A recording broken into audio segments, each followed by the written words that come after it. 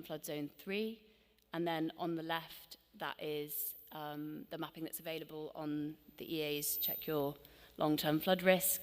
And that's categorized in a similar way. So the chance of flooding happening in a given location each year.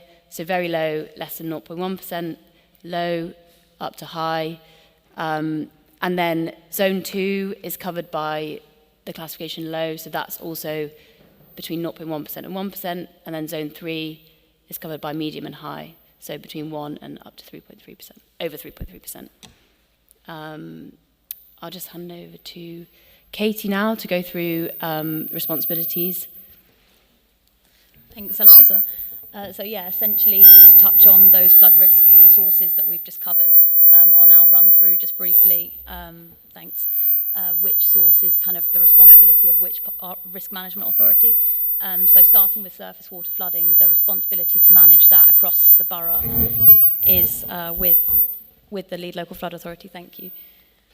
And then that's similar to groundwater flood risk, which is also managed by the lead local flood authority.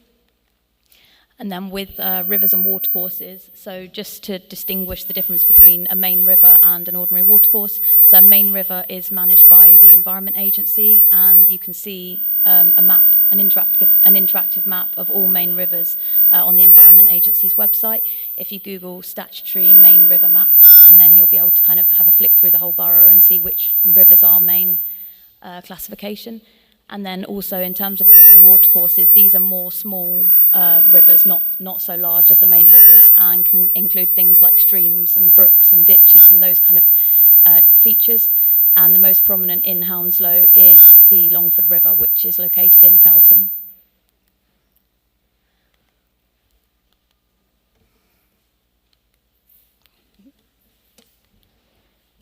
Sorry, is it possible to go to the next slide, please? Sorry, it's not progressing.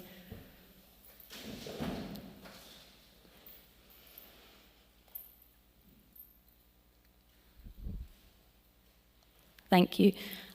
So the roads, in terms of flood risk management on the highways within Hounslow, this is split 4 ways. So TfL will manage the red routes according to their strategic road network, which you can find online. And then National Highways also manage the roads that they have on their network map, which you can find online.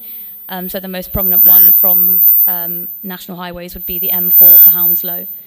And then also Hounslow Highways Authority manage public highways that are not including those on TfL's red routes or on the National Highways mapping. And then also landowners have the responsibility to manage private roads. Next slide, please.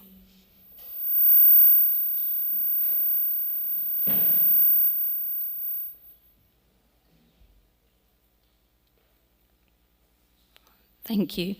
In terms of Thames Water's responsibilities, they're responsible for any kind of sewer-related flooding. So that could be due to hydraulic overload, which is where the sewers reach capacity, and then the rainfall is not able to kind of infiltrate into the sewer systems, or due to blockages in the system or system failures.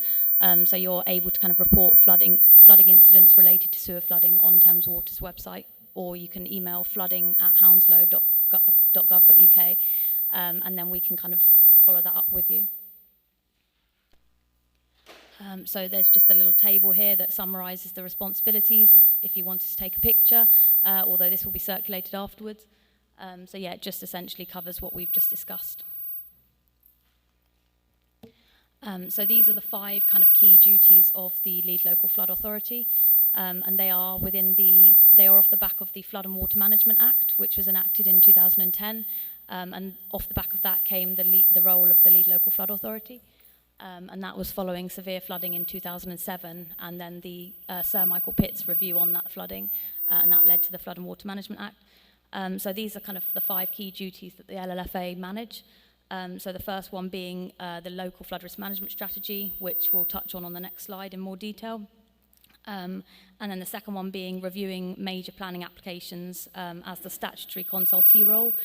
So this includes major developments that we would then consult on, and you can see the kind of criteria listed on the slide there.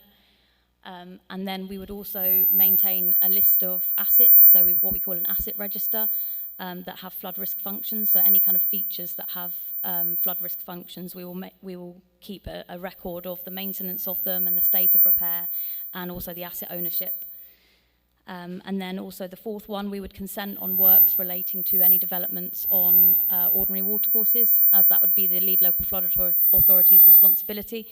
So any kind of developments that are done on ordinary watercourses or within the vicinity of them, to ensure that there's no increased flood risk at that area or further downstream or upstream. And then also finally we undertake flood risk investigations for if an area in question has exceeded the amount of incidents in the threshold in the local flood risk management strategy, then we will investigate further through what's called a Section 19, and there's more information on that on the Flood and Water Management Act, Section 19. So I'll just move on to the next slide. So the local flood risk management strategy was published in 2022, so last year, and the main purpose of it is to kind of set out what the different flood risks are in the borough and who has what role and responsibility in managing those as well in the borough. So there's a lot of themes around kind of collaboration and ensuring that we can kind of improve on the flood risk management in the borough and in the different locations that need the improvement the most. So yeah, essentially there are 4 strategic objectives as part of that you can see on the screen here. So the themes there revolve around the first one being establishing and maintaining collaborative partnerships, the second one being encouraging nature-based solutions with wider benefits in addition to flood risk management. So for example, enhancing biodiversity and providing added value to public spaces. And then the third one being empowering locals to manage their own flood risk, so understanding that information needs to be widely available for all residents and for all parties so that they can understand the steps that they can take as well as what's being done within the council and nationally as well. And then finally, the fourth objective, which is to identify funding sources as well, to seek those out and to prioritise investment in the areas that need that the most. So the strategy needs to be updated every 6 years in line with the Flood and Water Management Act, and it's available online if you Google Hounslow Environment, and then you find the flooding section, and then it's section 12 under that is the local flood risk management strategy. And I'll just finish off with a bit of a look forward, something we're starting to work on. So the Environment Agency first published their Thames Estuary 2100 plan in 2012, and their 10-year review of that was published in April 2023. So this is the EA's plan for managing the estuary up to the end of the century and what will need to be done to prepare us for the changes based on climate change and how we're going to manage that and the changes to use of the Thames barrier as well and what that means for upstream. Working backwards, so based on the 10-year review, because of updated modelling and changes to the climate change predictions, dates for when work was to be done have been brought forward effectively. So working backwards, 2050 defences need to be upgraded upstream of the Thames barrier. In order to do that, the EA would like councils to create riverside strategies or embed into existing strategies or plans ways that they're going to raise the defences and set out within that how they'll raise the defences, enable continued use, enable access and keep, improve the environment at the same time. And then for us to do that, in 2025, the EA are providing information on how this raising can be done and the legal responsibilities for the defence owners along the riverside. So that's something we're going to be getting started working on. As you can imagine, there's a lot of stakeholders, a lot of people to talk to, a lot of meetings to have, and a lot of other departments for us to be working with, because it's a collaborative effort in terms of minimising flood risk, but at the same time ensuring we're using the river that we want to, in the way that we want to, we're improving the environment. And it's a big opportunity, but also a big challenge. So, yeah, that's something to look forward to. That's the end, I guess, of our main presentation, and we can take questions. Thank you very much. So we'll take some questions from members first. Yep, Councillor Mashise. Thank you very much. Thank you very much. It's a very good presentation, but just sorry to be a bit of a spoilsport, but it seems you're telling us what the risks are, but I haven't really seen much an example of what we have actually responded to in Chiswick. For example, we understand obviously we're surrounded by the River Thames, but I think a lot of residents here will be wanting to understand, especially when it comes to autumn now, the leaves are starting to fall down. The blockade of the manholes and so on. Often those are never cleaned up. I've never seen anybody from Hounslow Highways getting in there and cleaning those leaves out in time. So therefore, should we have a wet winter, the chances of that flood coming are quite huge.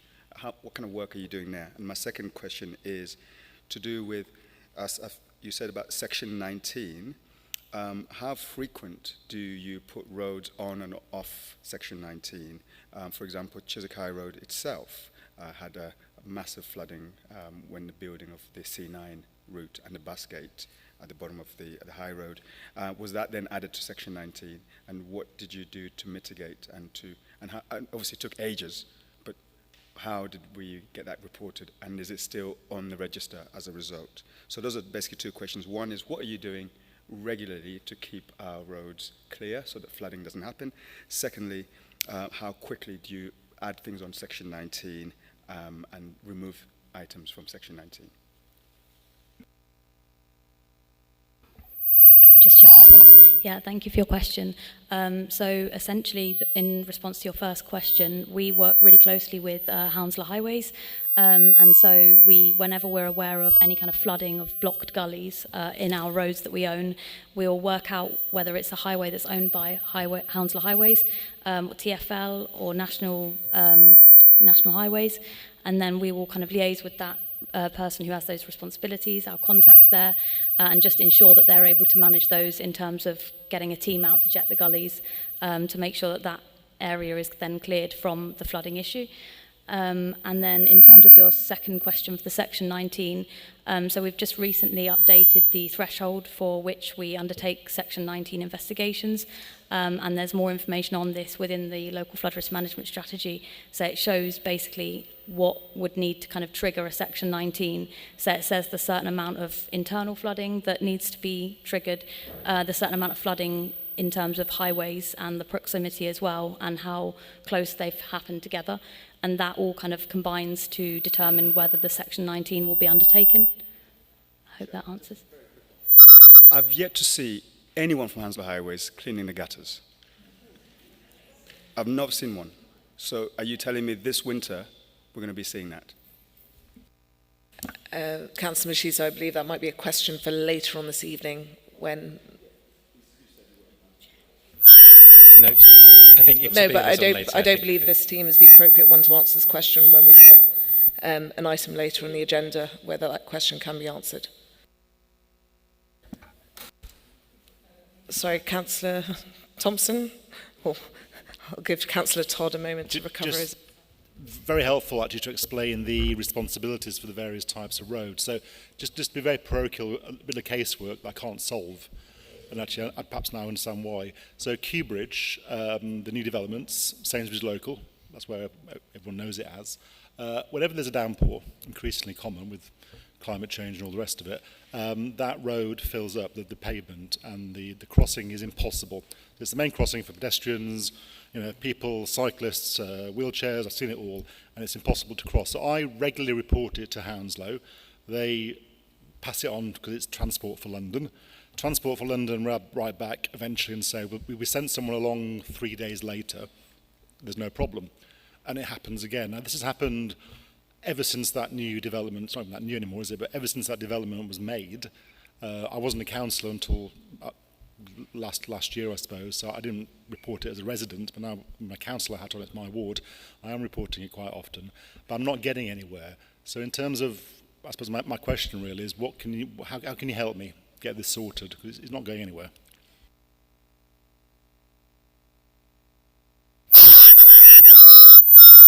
Anything else, but I'm very happy to take that offline actually and have an investigation with etc. Yeah, no, it'd be helpful. Thank you. Councillor Todd? Thanks very much. Very conscious of living in Chiswick of the pollution that Thames water past my house, coming from Mogden. More worrying is their proposal to a government review of taking out water and still putting pollution in the water. Who is within your unit, is it the correct unit, who is monitoring that and making appropriate objections?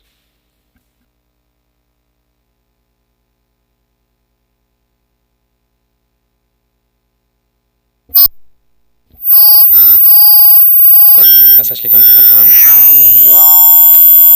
enforcement team. This is the additions from a flood risk, because obviously we're looking directly at the flood risk angle of things, but we work very closely with our enforcement team, so if anything is reported to us from a flooding angle, that needs investigation around Mogden.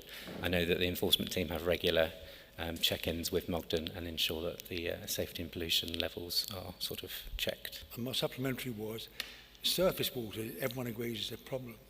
But why do you carry on ignoring people, property owners who pave over their front gardens and make surface water penetration impossible? So go on to Thames Water. Yeah, so this is a challenge we as LLFAs face.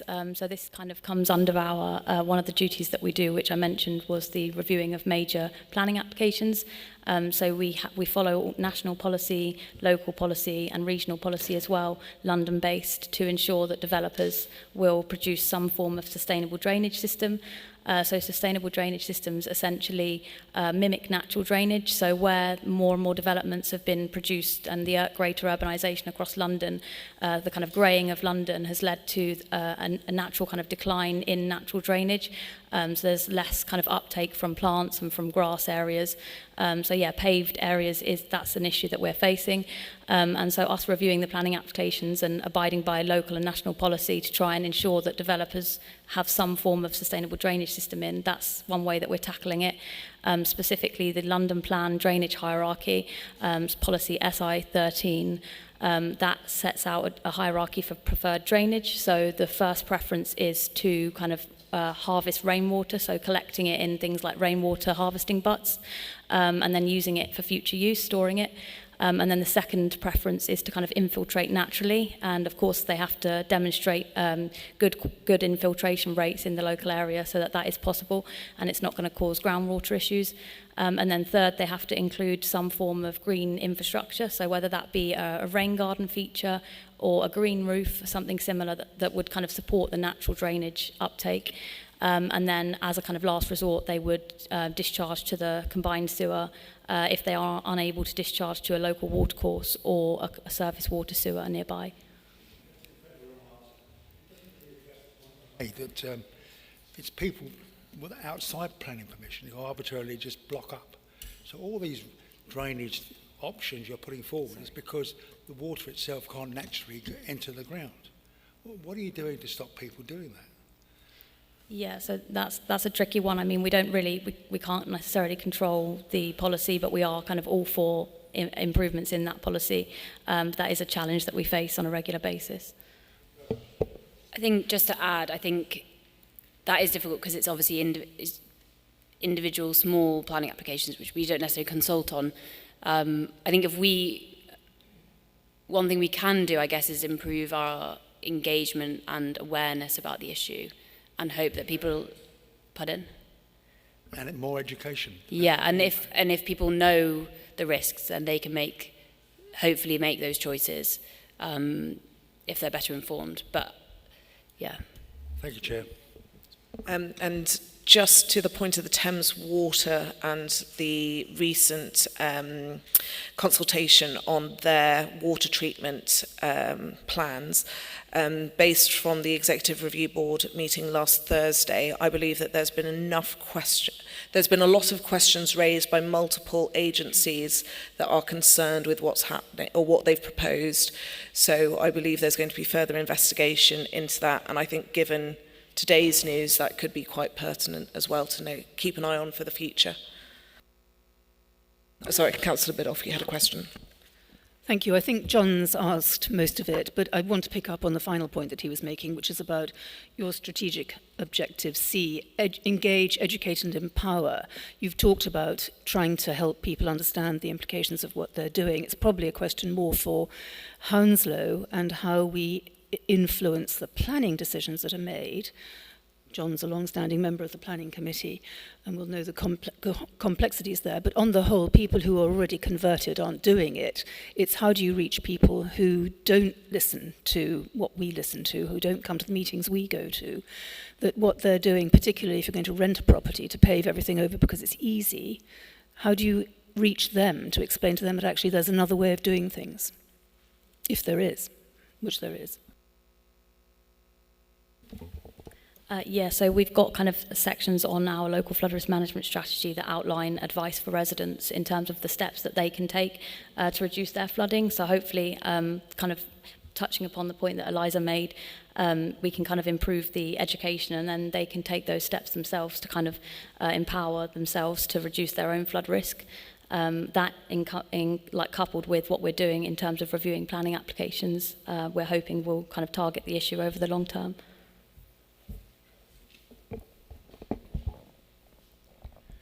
And I think on top of that, we're just always looking for opportunities to educate. So we have a consultant called Thames 21. So when we identify solutions to particularly localised flooding, they will do sort of engagement with residents, whether it's door knocking or attending forums such as this going forwards. That's sort of an engagement piece we're really trying to develop, because I think education actually is quite key. And investigating other options as we go forward with that strategy.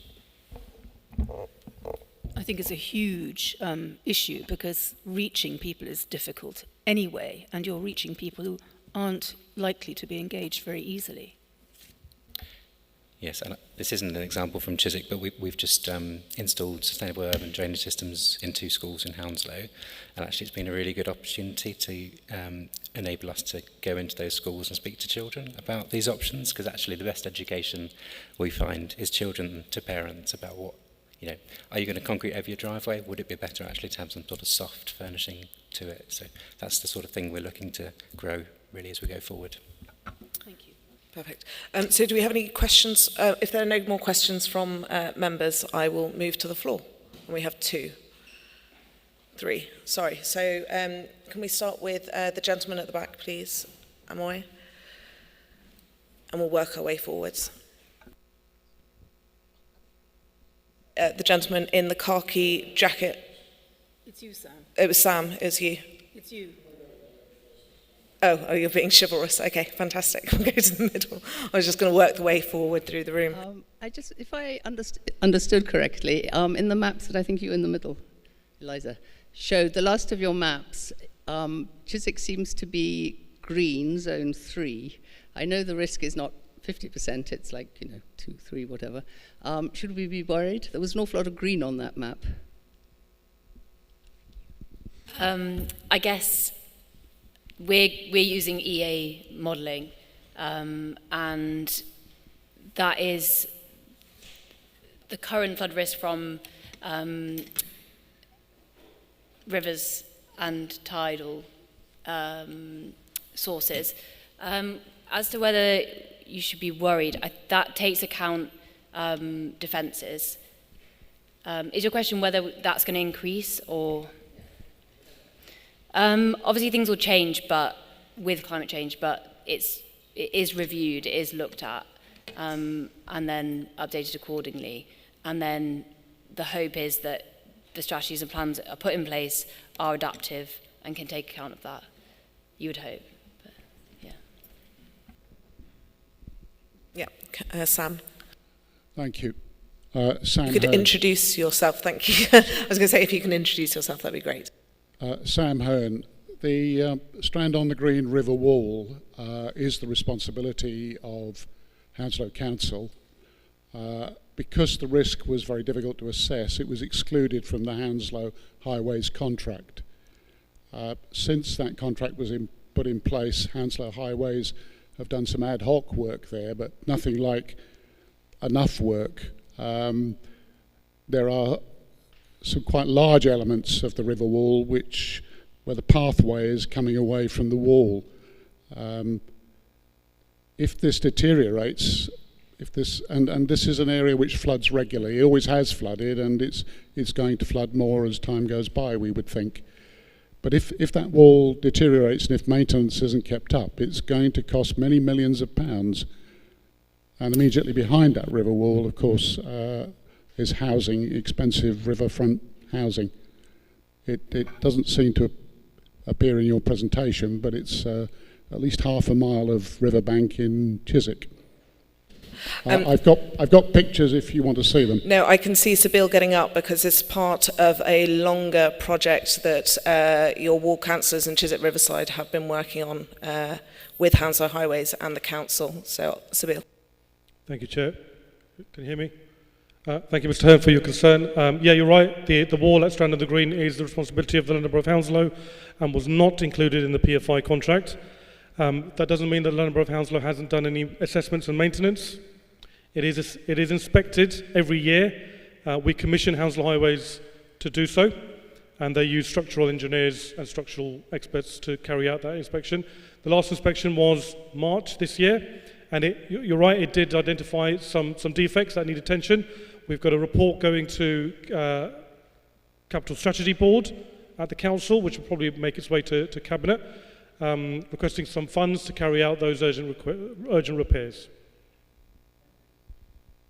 Great, thank you. And we had one last question down here in the front row.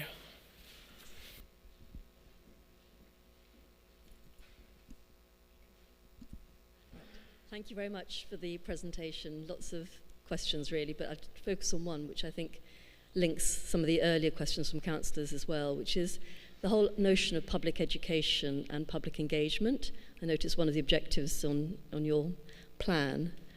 Where is this happening? Because I've lived, by the river for 30 years. Nobody has ever told me about flood risk, about my responsibility as a riparian owner.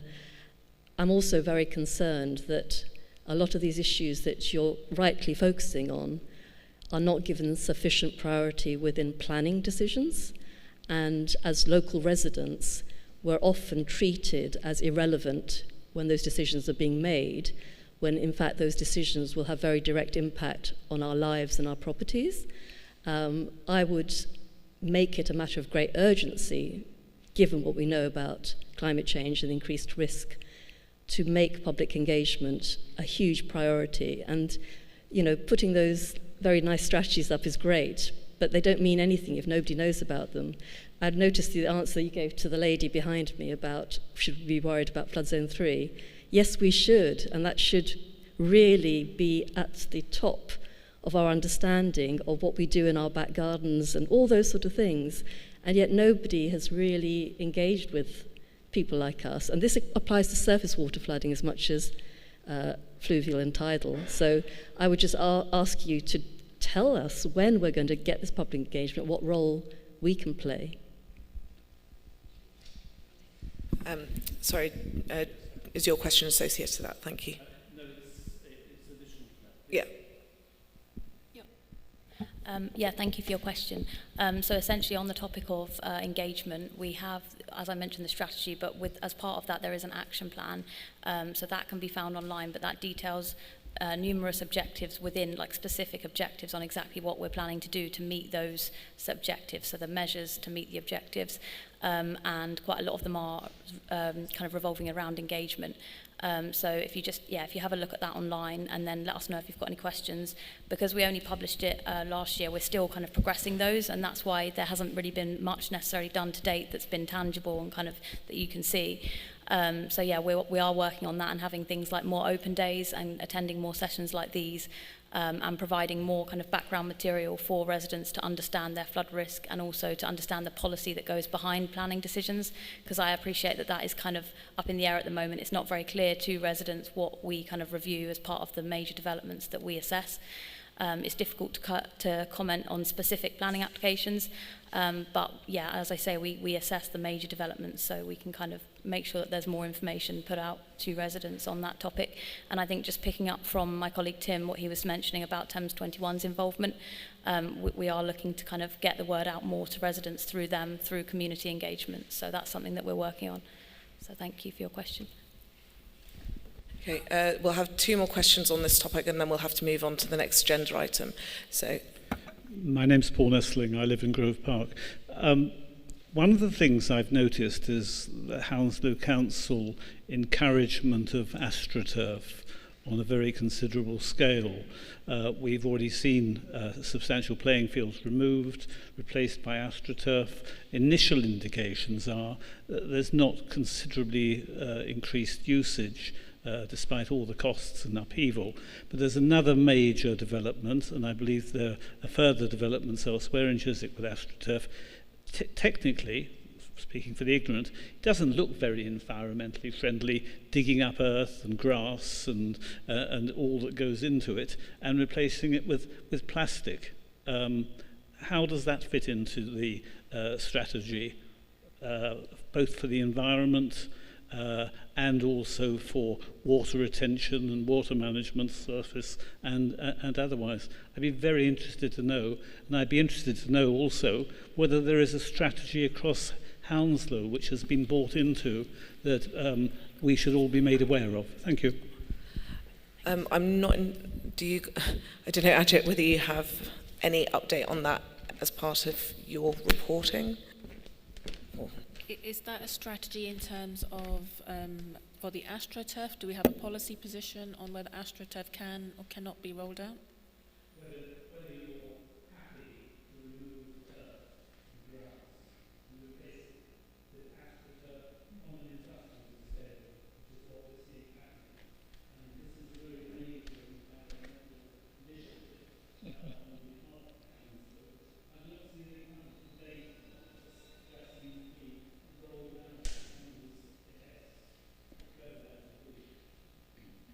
So I'm not aware of any policy we've put in place encouraging AstroTurf. We do have a Nature Recovery Action Plan, which clearly encourages the enhancement, the conservation of biodiverse areas. But I will take your point away and discuss it with our parks team. But it's not something we would encourage.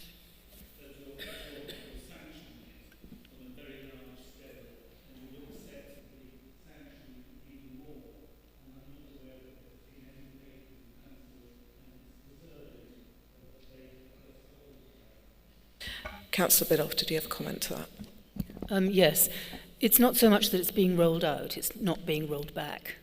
I've raised it, just so you know, I've raised it because I'm very concerned about it. There are several gardens near me which have got AstroTurf or whatever it is on them, and it looks awful, and you know it's awful because there isn't a single bird anywhere nearby, and presumably also not a single insect or anything else. All we can do is to keep on raising it. I think there should be a debate in the council about it. It's not on a planning application list, as it were, of things to be looked at. Planning committee doesn't really have a role in policy, but I think we'll take it away, won't we, as a group? Because I don't know that anybody around here that's agrees all we can do with at the it. moment. Yeah. Right, so we'll take the final question and we move on to the next item on the agenda. Just a very simple question. My name's Christopher Matthews. I'm a Neighbourhood Watch Coordinator in Chaseley Drive. Now, when it rains heavily, parts of our compound get flooded. And when you look at the drains are stuffed full of earth and leaves. And my question is, to reduce this surface flooding, whose responsibility would it be? Is it down to Thames Water to clean the drains out, or is it down to Hounslow Council? Yeah, so that would be on a kind of case-by-case basis. It would depend on the road. So some of them are managed by National Highways, some of them TfL, some Hounslow Council, and then some private roads are maintained by the landowners.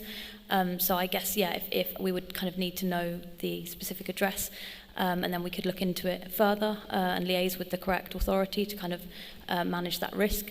But in terms of the blocked gullies, that would be something that Hounslow Highways would undertake in terms of the maintenance if it's a road that's owned by Hounslow Highways, and they have a set regime for when they maintain each gully.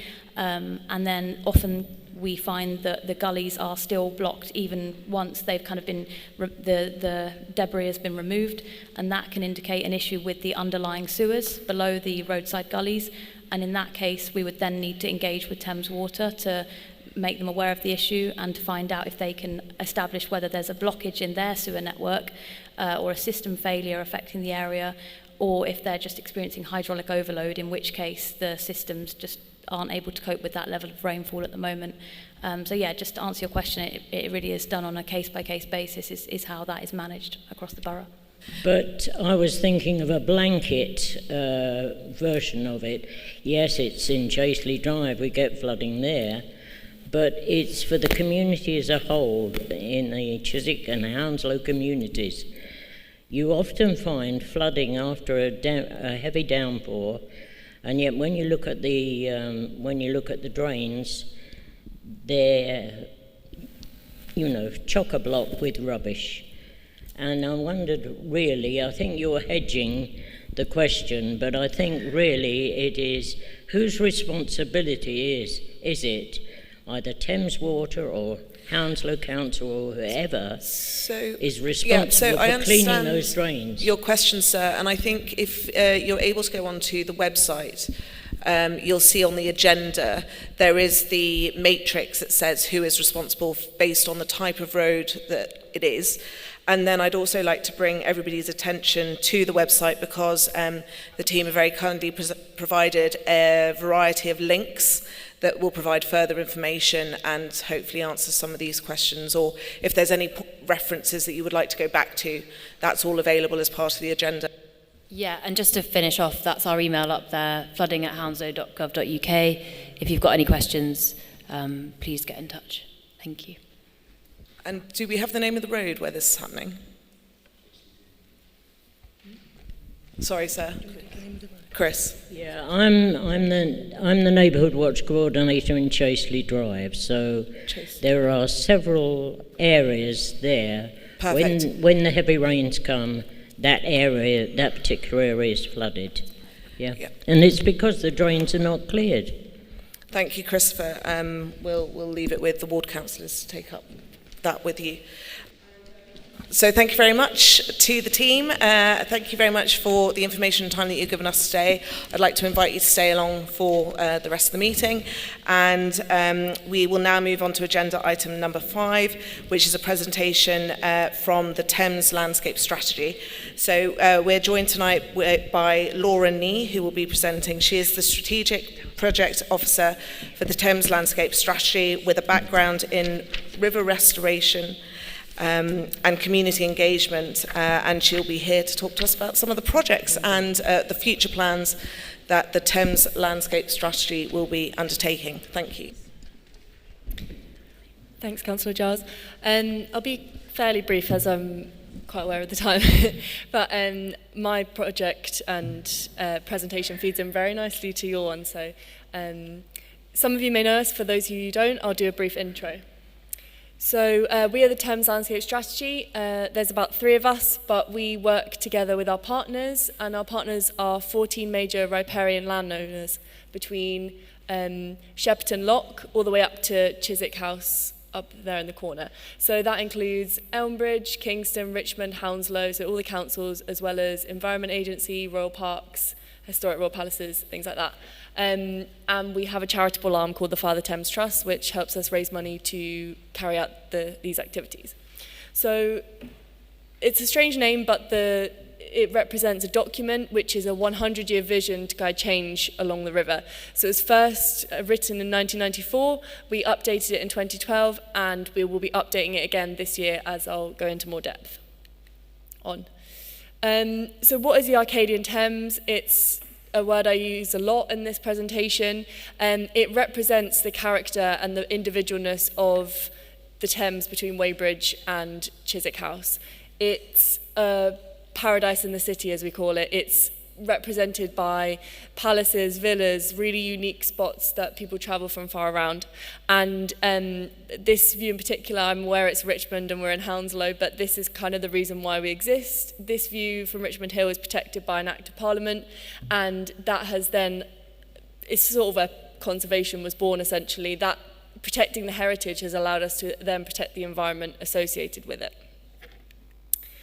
So as I mentioned, the different towns and villages along the river retain a certain character that we really like to protect and enhance. So for instance, boat houses in Brentford and Richmond, we want to keep that heritage alive. And as well as that, we want to enhance the riverside for future generations, but also for climate change and climate resilience, and change the way we manage the riverside so that it's protected for future. So our organisation, just a bit of a brief overview. So we've raised 20 million since 1994, and that's for restoration, environmental management and education projects. And we've calculated that that's roughly 400,000 hours of conservation work. So quite a lot for an organisation of 3 people. So the main reason I'm speaking here today is because we want to enhance this mosaic of interconnected habitats by the river. The strategy champions nature-based solutions to help retain this character by the river. So we don't want everything to be uniform and the same. We don't want it all paved over, as previously mentioned, but we also understand the need for industry and things like that to be by the river, so it's having that balance. We want one cohesive wildlife corridor throughout the Thames because the river doesn't recognise boroughs. So that's what we're doing. We're advocates for the river. We work for the river and in turn do what the river wants to do. So our previous project, Rewilding Arcadia, focused on demonstration projects of what we can do on a small scale when we have the tools, but then secure funding for doing it on the larger scale. So my job for the past 18 months has been engaging people about rewilding and nature-based solutions. Rewilding is a bit of a buzzword at the moment, and when we say rewilding, it's not in the traditional sense of wolves and beavers and things like that, although that is great, but I doubt we'll see wolves running around Hounslow. So what we focus rewilding on is the river. So the river is changing, it's adapting. Climate change has made the floodplain completely different. So spaces we've previously managed as dry have not been a problem until now. Now with sea level rise and the changing of operation of the Thames barrier, we have to consider what we use our land beside the river for. So my project was essentially adapting the riverside before climate change happens. So, for instance, on the bottom right-hand corner, you've got purple loosestrife. That's a wetland species, planting that in areas by the river that flood, instead of having rotting amenity grass on in areas that can't be used, and you'll be up to your ankles in mud. We did some hedge laying. We also did something called willow spiling, which is essentially a woven live fence to protect the riverbank from erosion, and that really helped also deliver multiple benefits, as mentioned before. So, for instance, having this live fence on using willow on the side of the foreshore, fish in flood can take refuge behind there, so they're not in shock when they change from the freshwater to the more saline water. So these are all delivering multiple benefits. So it's not just flood risk, it's about habitat enhancement and improving water quality. So we also planted some reeds as well to help with the water quality issues. Again, it's letting the water guide that change. So I think it's been mentioned before that the Thames barrier will stop being as effective, and we have estimates that will be 2035. So in essence, we can't, in areas by the river, we can't have flood walls building up and up and up. We can in central London and areas, but it's about working with nature-based solutions and bringing wider benefits to people and wildlife, both socially and economically. I think it's a good opportunity, for instance, any failing defences, when we redo them, why not put a vertical foreshore which has habitat on it, so you can have the flood defence but having vegetation on the side. There's nothing wrong with that, it's still as effective. It's working with nature instead of against it.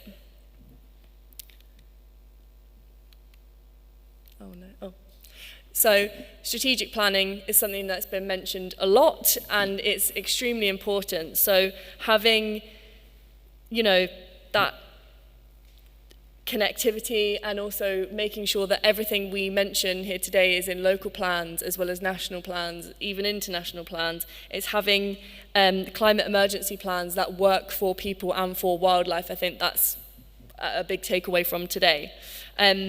Also, as I mentioned, the character of the river, it's connecting, so for instance, the Richmond side and the Hounslow side, it's bridging those gaps and having that continuity of habitat.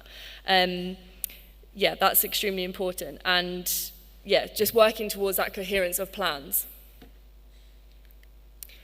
So this brings me on to my next point, which is what I'm here to speak about today. So the strategy I work for is called the Thames Landscape Strategy, but we also have a sister strategy, Kew to Chelsea, and another one, Thames Strategy East.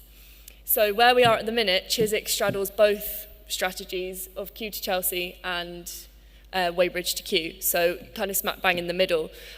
Luckily, I'm doing engagement for both strategies, so please talk to me about anything you want about that. So yeah, essentially, we've got funding from the Environment Agency to refresh our strategies. As I said, it was last updated in 2012, and that was a very long time ago.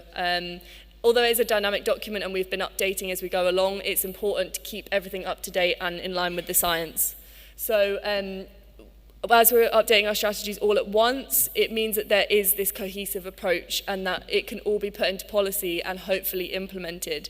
So we want to help councils and strategic planning authorities to create these riverside strategies and for them to be implemented by 2030, as this feeds into the overarching T2100 plan, as mentioned before. So, yeah, that's the overarching strategy. It's, again, as mentioned before, it's a big challenge, but it's definitely a good opportunity to speak to people that we haven't previously engaged with. So my role at the minute is we've only recently launched this project at the House of Lords, so it's speaking to people, community groups, as well as councillors, as well as, you know, emergency climate teams. So that's what I'm here to speak to you about today, and I will provide the email afterwards if you want to get in touch about any specific issues in your patch. And again, just to reiterate, so we straddle different project areas and areas of influence. So for instance, the River Thames scheme, which you guys don't have to worry about too much, but that's more towards Elmbridge and that side of the river. But then we have the T2100 plan, so that works very well to ensure that both of these plans are on a national level and that we can ensure that we have space for water. Because this space for water is what we need and what the approach we're going for. We have this extra water and we know we're going to have droughts and these extreme weather conditions. We need to be better equipped to deal with that. And the strategy refresh is essentially bridging that gap, because the overarching schemes will do the harder engineered solutions and we want to do the softer solutions, the nature-based solutions, improvements on the ground, so and increase the well-being of the people that live by the river. And I understand that as there's lots of different character on the river, there's areas, for instance, the areas in Richmond have lots of open spaces. I understand as you come more towards Hounslow, that's not the same. So looking at sustainable drainage, as we spoke about earlier, having these vertical foreshores and trying to retrofit as much as possible. So we're using this refresh essentially to look at what projects are possible and work with communities and officers. So that was a very quick whistle-stop tour, so if anybody has any questions.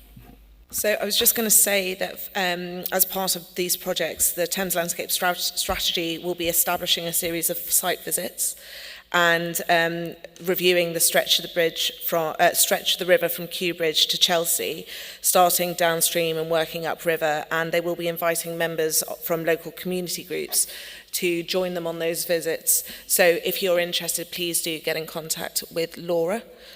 Yesterday I did Vauxhall to Putney, so it was quite a long stretch, but we're doing a lot of these. So yeah, please, you know, I'm local. The more local knowledge, the better, because I'm more Richmond based, but I'm willing to extend. Yeah, we've had some great walks. We did Sion to Kew Bridge recently, which I brought my bike along and ended up with very stiff arms the next day because it's not all flat.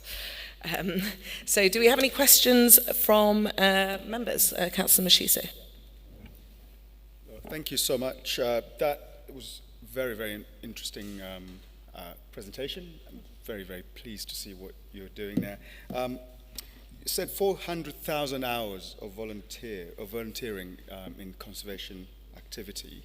Obviously, from what you've said here, in Chiswick here, we've got a couple of volunteer groups, quite a few of them. We do, for example, the three of us do quite a bit of litter picking, but mainly on land, not near the rivers. We've done a few before, so perhaps we can join up and do a bit more of that. But is there a better way of cleaning up the river? Because obviously when you're doing clear up, you have to wait for the tide to go away and so on. Is there a better way that we, as a strategy that you are putting in, where the river can be cleaned, other than just the hard labor of just going as close to the banks as possible? The second part of my kind of comment is, you're talking about rewilding. I know you didn't want to use that word, but in terms of rewilding, what else can we do to rewild the river? I mean, is there a way of kind of putting plankton or something into the waters, or some plants into the water that will help the habitation of the water creatures there?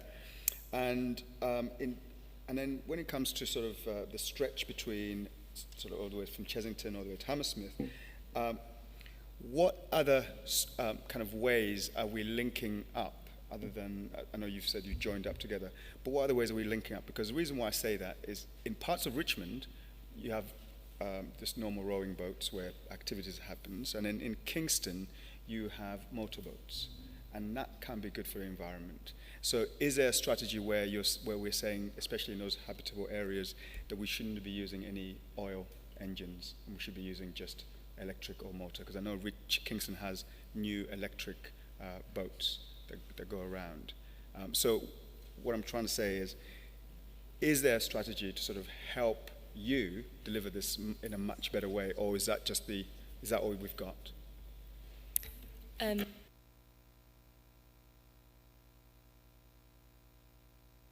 Oh, there we go. So to answer your first question, unfortunately, the fact is that every time you do a litter pick, more litter gets washed up the next tide.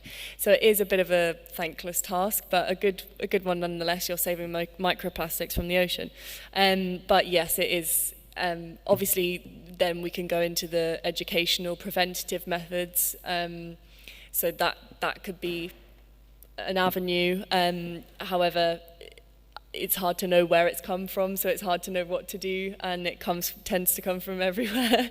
And yeah, so your other question was, one second, rewilding. Yes, so the options that we can, essentially that's the purpose of our walks at the moment, is to assess. So the Thames Landscape Strategy Queue to Chelsea was last updated in 2002, and if you've been to the Riverside between 2002 and now, it's completely different. So we are looking at what has changed and how we can move with that, essentially. And just to be clear as well, the strategy documents themselves are they provide integrated landscape and planning approach. So we can make suggestions about what people should do, again, to enhance riverside planning. But again, it's just suggestions at this point, so that we can't enforce that. Obviously, I would much prefer no boats to have oil in the water, and we do have habitats by the riverside that we we've put up a lot of interpretation by the riverside, so I think that would encourage people not to damage these habitats. That 400,000 hours, that's volunteers, that is hard work that people have put into. And I mean, I've had a hedgerow recently that someone took and used to make a fire with, which was the most disheartening thing ever. But yeah, so essentially we encourage the more sustainable transport, but it's something we cannot police, unfortunately. So sorry if that doesn't answer the question. Can I offer a partnership with Chiswick Litter Pick, that we will be happy to join you up? Perfect, that sounds good. So any other questions from members at this time? Oh yeah, Councillor Biddulph. Thank you very much. You used two words which made me very worried. 2 points to make, if I may. Hopefully implemented, you said, in terms of your strategy. You used the words hopefully will be implemented. And I wondered if you'd encountered any blocks, not necessarily in Hounslow, but if you have, what were they or what might they be? In terms of the strategy being put into use? Yes, yes. Well, we certainly get given planning applications to put on things. I can't think of a specific example off the top of my head, but it seems different this time. The fact we had a strategy before, but we haven't had this cohesive approach before. It's gotten a lot more publicity and more funding. So I don't want to say confident, but I am more so than before, because it's becoming a bigger thing and it's on the forefront of everybody's minds, especially with water quality issues. And to answer that point about the hopefully piece, it's each riparian authority has its own agenda, and oftentimes from what I've understood is that there is a resource that they have locally with subject matter experts via the Thames Landscape Strategy that aren't always leveraged. So part of tonight's purpose and part of like what we're trying to do is just bring those organisations and departments closer together so that they can be a lot more effective in delivering on strategies like that and having more of a joined up approach rather than an individual kind of mission by each authority that doesn't necessarily work in cohesion with each other. Whatever's done at one part of the river will obviously affect downstream, so that's why we're looking at it, and we want to speak to as many people as possible in this first phase so that the riverside strategies can be effective by 2030. So we have enough time to do this, so I'm hopeful. And just the point I wanted to make as well was back to individual decisions again, individual householders, individuals. My eyes have been opened to words like does not harm aquatic life on the back of washing powders, soap powders, bubble baths, whatever else. We need all to read the box. I think you'd agree with that. Sorry, I don't press this hard enough. Absolutely, I completely agree, and I think I used to work in recycling, and there is a lot of mixed messages in the back of packaging, and I think that people are often confused and become, they don't want to know, they don't want to read it, and I think there is education to be had in a lot of these areas, and I wholeheartedly agree. So, questions from the floor? Oh, sorry. Councillor Gill. I was just going to ask you, you said you got 20 million raised. Is it mainly from the environmental agency, or is it public donations as well? Okay. No wonder my finger's been really sore. Yes, so it's a mixture. So we receive donations. There are some partner contributions, and there are funding. So, for instance, the rewilding Arcadia is funded by DEFRA, and this project's funded by the Environment Agency. So it's a mixture of different things. And private donors and corporate sponsorships and grant funding. The organisation's been very successful in receiving that. I'm just conscious of time. Is anybody willing to suspend standing orders? Yes. Yep. Okay, so what? Put forward by Councillor Tolman, seconded by everybody.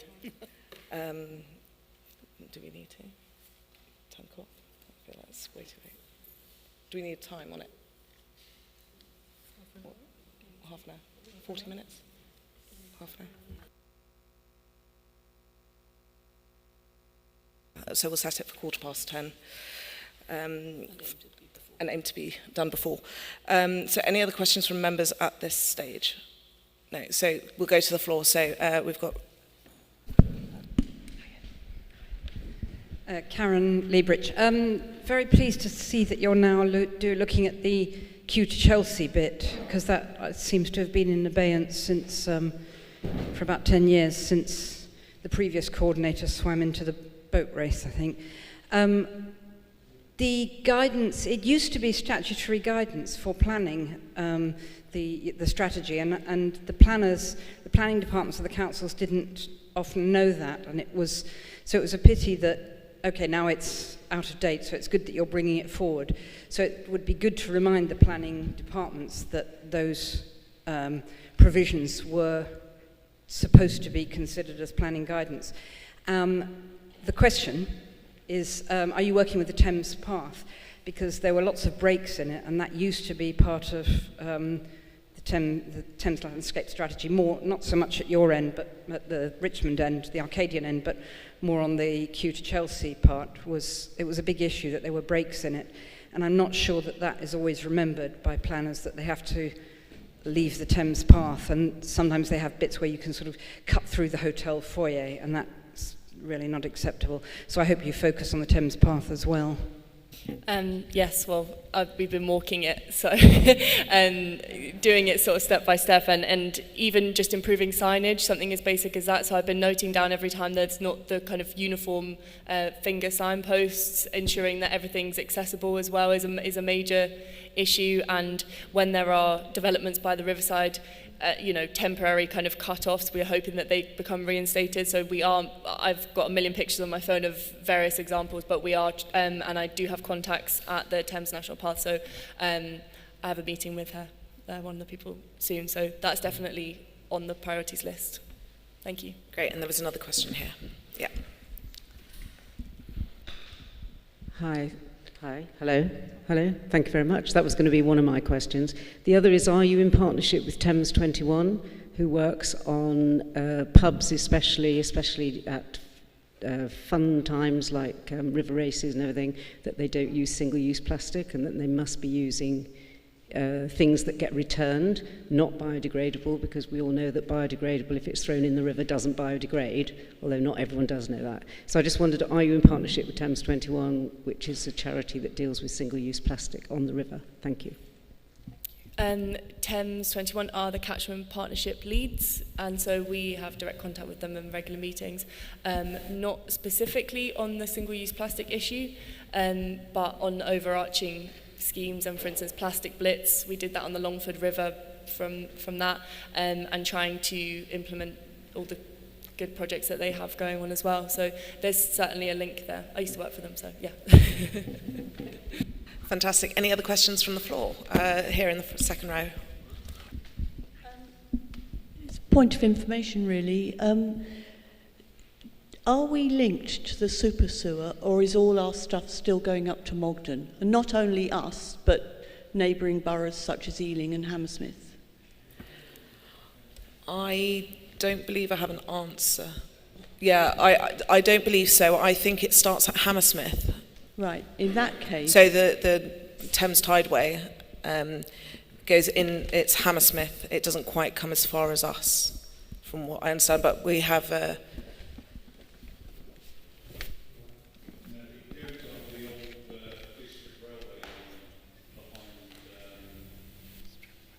Yeah, no, I remember seeing a map, but I can't recall it right now. And we've got an answer, I believe, here.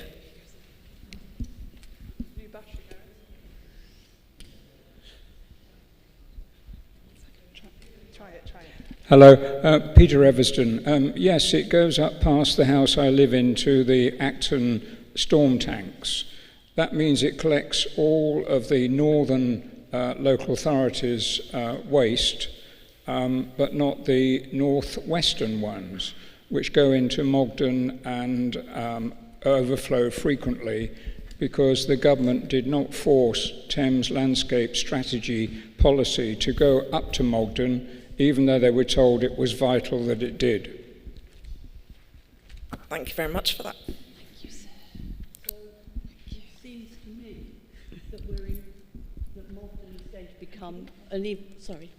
It seems to me that Mogden will become an even more serious problem as Hounslow pursues its building policy. I'm not countermanding Hounslow's building policy, but the amount of new housing that's being put in, especially in Brentford, is surely going to make Mogden twice, 3 times as bad as it is now. So all this about rewilding the Thames is not going to work if they're shooting rubbish down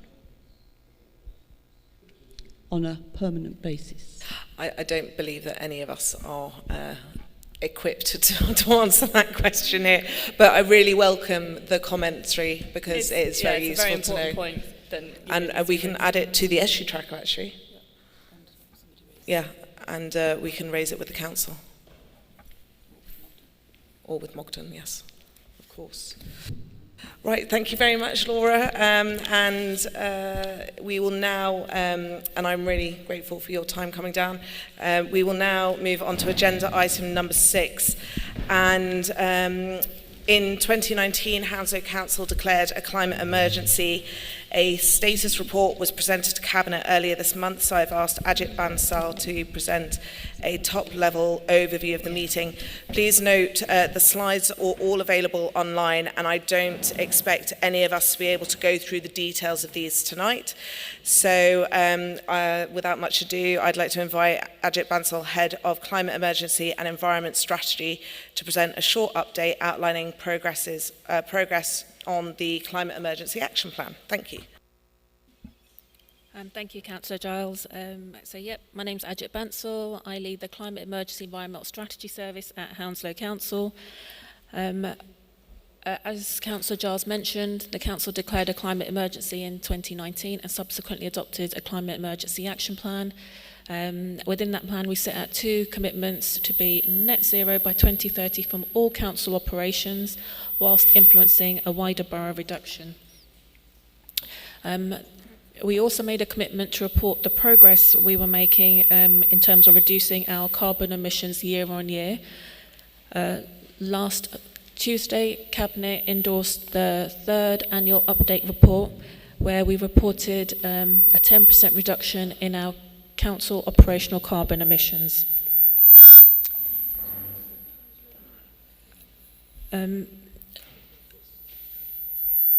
Since last year, our carbon emissions have reduced by 8%. This is largely a result of renewable electricity generation and the retrofit works that have taken place to over 60 council buildings and local schools. Initial analysis shows that 18% of the council's electricity is generated using renewable energy, specifically from solar PV. I will circulate a link to the report that we've published on our website for everyone to review as well. In terms of our wider borough emissions, we utilise the data that's published by DESNZ, which is the Department for Energy, Security and Net Zero. That has a 2-year time lag, so the data we are reporting is for 2021. Our data is roughly equally split between the domestic sector, transport, and the industrial commercial sector. Since 2019, emissions across the borough have reduced by 8%. Our Climate Emergency Action Plan looks at, as I mentioned, council direct emissions and the wider borough. And we've got various programs that will allow us to tackle them, from improving the energy efficiency of our estate, renewable energy generation, waste management, electrifying the vehicle fleet, and so forth. To date, there are a number of projects we have delivered and we continue to implement related to retrofitting of the council's estate, our social housing stock, installing renewable energy, low carbon technologies to encourage renewable energy generation, and these varies. Apologies, I'm going through it really quickly because I'm conscious we're late on time and the slides have been circulated. In Chiswick, we have retrofitted Chiswick Library, this town hall, Clifton Gardens, and a number of schools with low carbon technology ranging from air source heat pumps, solar PV, LED lighting, carrying out fabric first measures such as cavity wall insulation. As I mentioned, we've also retrofitted homes in some of our social housing stock, but also for private residents, using funding secured from the national government. And then we've also are promoting sustainable modes of transport, whether it's through our cycle scheme, working with schools to promote STARS, which is a road safety initiative, and encouraging school streets as well, and the 20-mile-per-hour zones. Just following on from the discussions we had earlier around flooding, one of the key strategies we adopted last year was our green and blue infrastructure strategy, which aims to increase GBI by up to 45%, and that's through the work that Tim Arnold's team are doing, Thames 21, and working with a range of community groups. One of the targets we're also trying to deliver is the 20,000 trees that are planted across the borough. To date, of that target, we've planted 9,000 trees.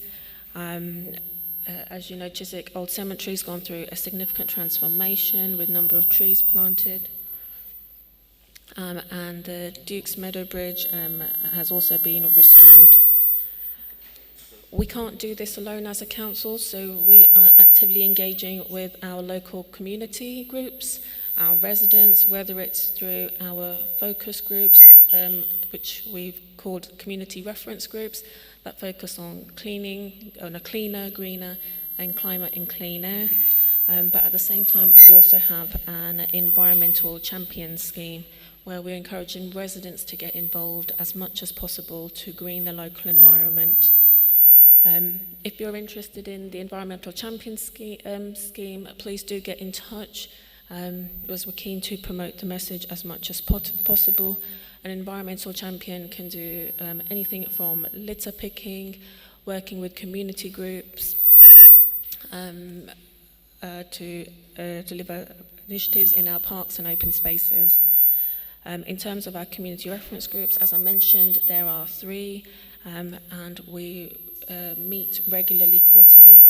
So in the coming month, Climate and Clean Air, CRG, will be meeting to discuss a range of topics, and we're keen to hear from all residents. We also have a Hounslow Youth Climate Network. As we have realised through a lot of our projects, it's important for us to engage with young people, not only primary or secondary school kids, but the cohort between 18 to 25, to try and get them involved in taking forward this agenda with us. We want to reward residents as well for all the good work they're doing around the local environment, so we're utilising incentives such as better points. So the more points you collect, they can be converted into vouchers. So I've rattled through that really quickly. Any questions, Joe? So we'll go to members first. Spray of hands. I'll ask Councillor Gill. I'll go right to left, if that's okay. So I'll ask Councillor Gill first. Thank you, Chair. I see you've got a list of all the achievements to date, and which is very outstanding. But can you tell me how these were funded? How much was it by public funds, by the government, or was this funded by LBH? My other question to you is, you said 18% of renewable energy is generated by the council. Is there an upper limit to this, or is that what you intend to achieve? The next question is, why are the street lights do not have solar panels which could be used so that they be sufficient for street lighting rather than to use electricity? Thank you.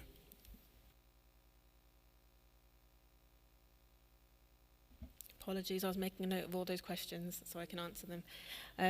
In terms of how the different projects have been funded, it's primarily through grant funding we've secured that have been issued by national government, such as the Public Sector Decarbonisation Scheme. We managed to successfully secure £19 million to retrofit over 60 council buildings and schools. And there are a number of waves of funding coming out, which we continue to apply for. We've also managed to secure funding from the Social Housing Decarbonisation Fund in the region of just under 15 million to again retrofit the social housing stock, as well as other funding streams to deliver some community transport initiatives as well. So a lot of it's coming from national government, but at the same time, some corporate budgets are also being allocated to the scheme. The council has invested in the Climate Emergency Net Zero Environmental Strategy team, which is able to secure this funding and deliver the projects. How much of it has been funded by council itself? Is there any or none of these projects? I don't have the exact breakdown, Can I but help you? 1.5 million. Cabinet September 21, £1.5 million. From LBH. And how much from elsewhere? We've only got that out of context. Okay. Sorry, I interrupted you. that's all right, Councillor Todd. So to date, just from the top of my head, I know that we've secured about 23 million external funding. That's also propped up by council budgets as well. I can get back to you, Councillor Gill, on the exact breakdown of the detail of the schemes. Just referring to your question around the renewable energy generated by the council. So this year we've reported an 18% generation.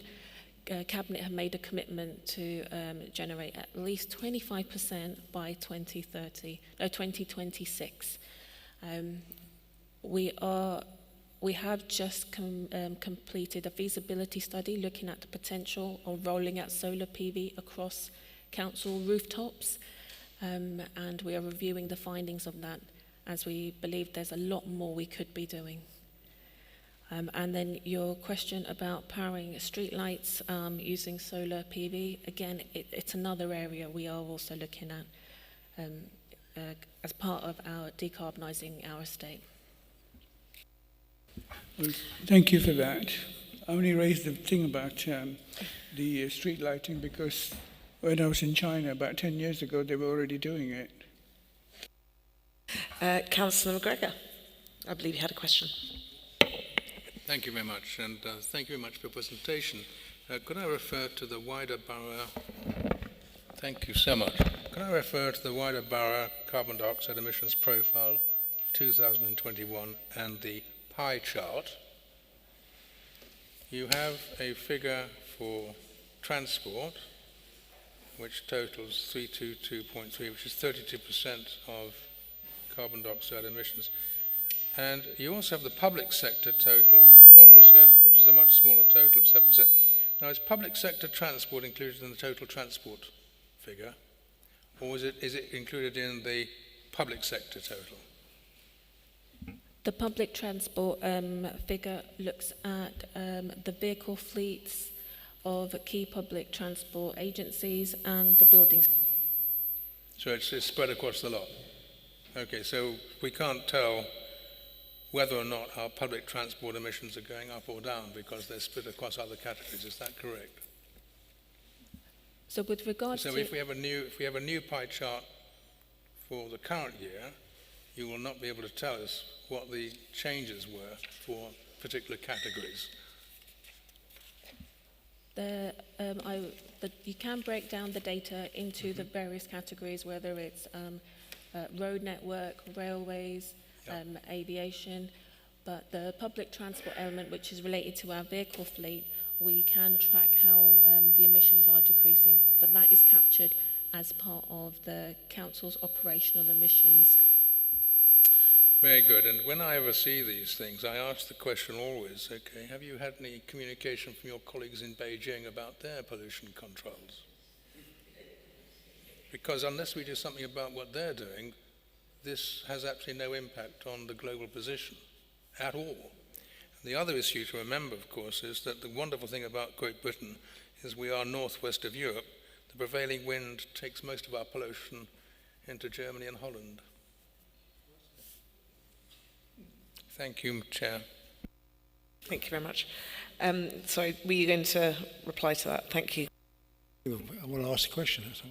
I was going to ask, Councillor Emsley was there before you, if that's okay. Sorry, John. I feel like I've learnt a lot, Gerald. Thank you for that. Ajit, thank you for your presentation. Really, really useful. Trees. I love trees. I think everyone does. 9,000 trees planted. That's a small forest, which is really impressive. I did ask the council for a breakdown of what that 9,000 actually entails, and less than 10% of those 9,000 are actually standard trees. The remainder are what the council calls whips and hedges, so the small twigs that sort of stick in the ground.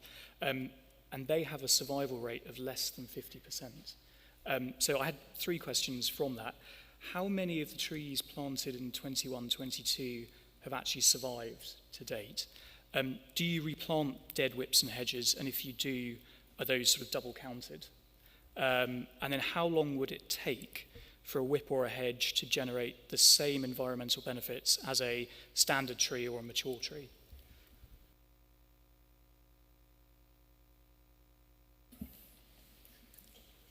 Might have to pass. Sorry. No. So we are fully aware that of those 9,000 trees, whether it be for standards, whips or hedges, some do die, and we do track them. The council has got an investment, a maintenance program to continually water them and manage their upkeep. If a tree, whip, hedge does die, we do replace it. I will get back to you with regards to the numbers, the figures of what has been replanted to date and how many have survived. I'm just conscious I don't want to give the incorrect figure. Councillor Todd? Yeah, thank you, Ajit. Your department helpfully publishes warnings to the public about pollution, yellows and reds. Why have we had so many reds lately? Are you referring to air pollution? Sorry, yes, absolutely. Where you take, red is very severe. So in terms of air pollution, we are aware that there are a number of outside factors, whether it's weather-related, prevailing winds that has resulted in pollution just increasing and being stagnant because the winds aren't prevailing. And so the best we can do is to encourage our residents to, when they leave the house, to take their inhalers with them, hence we publish the warnings, just to make them aware. Or they can use cleaner routes to avoid polluted roads. It's not always easy, I do appreciate that, but it's the best we can do in terms of getting the messaging out there and the engagement. Councillor Mashiso, but quick, can I just ask a question on this? In the tree planting, how many of the trees are we looking at are being both gendered?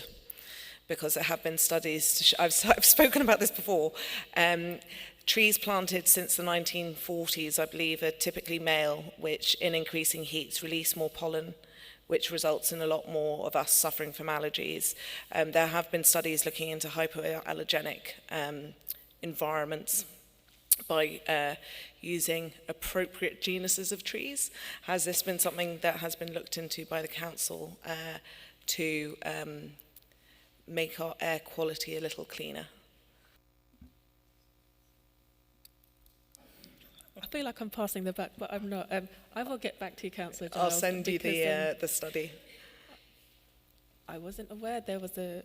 I'll send you the study. All right, Councillor Mashiso. Thank you, Chair. Just some members of the audience may not have seen the stats, but there's a profile that we've got in our desks that says that transport contributed to 32% of emissions of CO2. With the new ULEZ expansion that's now covering Hounslow and many deprived areas of £12.50 a day, how much of an impact is that now going to make to that figure of 32%? So, thank you, Councillor. So how much of an impact will ULEZ expansion make to this 32% emissions?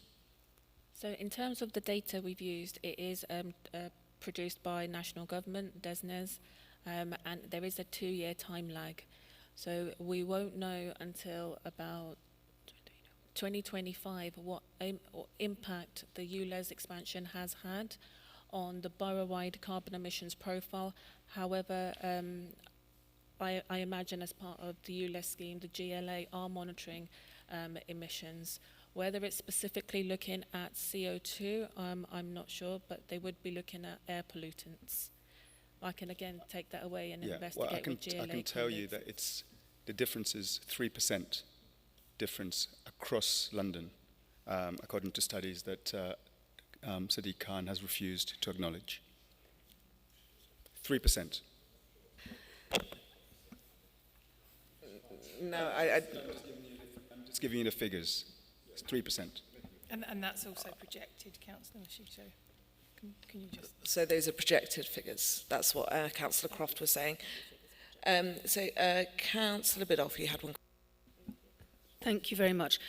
Thinking about what you're doing with the younger generation, I've forgotten the age group, 18 to 26, 25.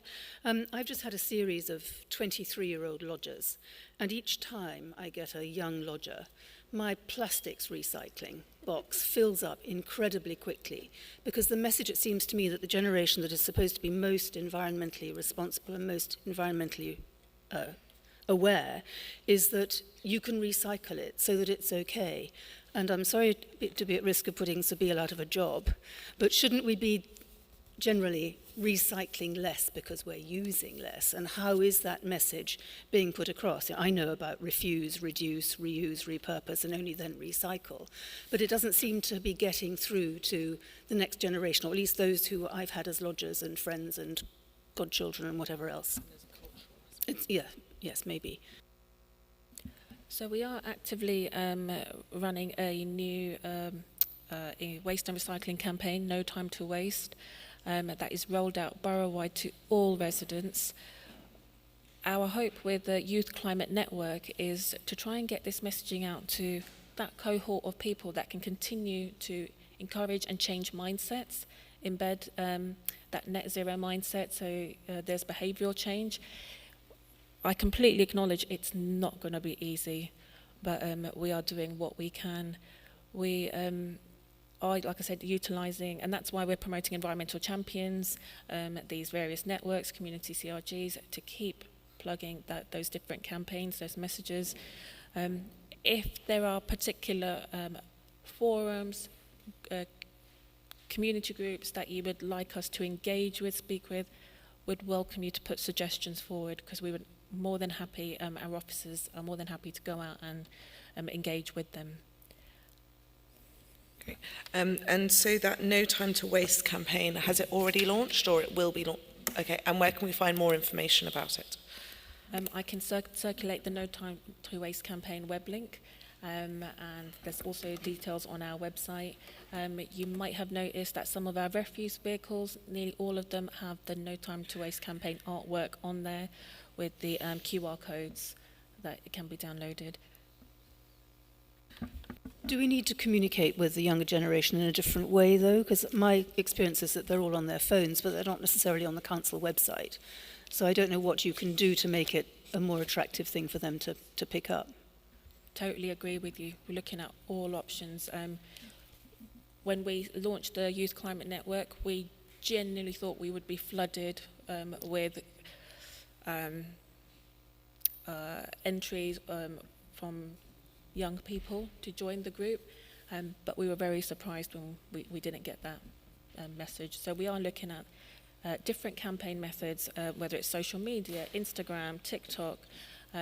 In the coming weeks, we'll be publishing a number of videos that will be put across all of our social media channels, hoping we're getting the message across to all residents, but particularly the young people, who can then forward them along to their cohort. Well, thank you very much. We'll take some questions from the floor now. So we'll work from the back, back my left, and we'll move our way forward. Sorry, sir. Thank you. It's Trevor Bradley. I'm a member of the Cleaner and Greener Community Reference Group, which has been mentioned. My question was about the... If you could speak into the mic a bit more. Right into. Thank you very much. My question was about the EV charging strategy. What is the cost of that over the next several years? I think it runs to 2026. Good question, Trevor. Can I get back to you on that? I'm reluctant to just give you a figure without knowing the exact details. Okay. I was slightly surprised in that when the Cabinet approved it, there were no financials that seemed to be attached to it, which seemed rather odd. The other observation I'd make, if I may, Chair, is twofold. One is that in the climate emergency action plan, and I do personally question the use of the word emergency because I think it discredits what needs to be done, but that's a separate issue.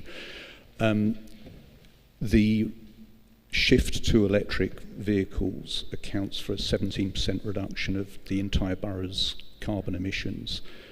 In comparison, for example, the shift to active travel, if the council's targets are successful, which is somewhat questionable given the failure to increase cycle counts on C9, for example, is 4%. So it's over 4 times the amount of the carbon reduction.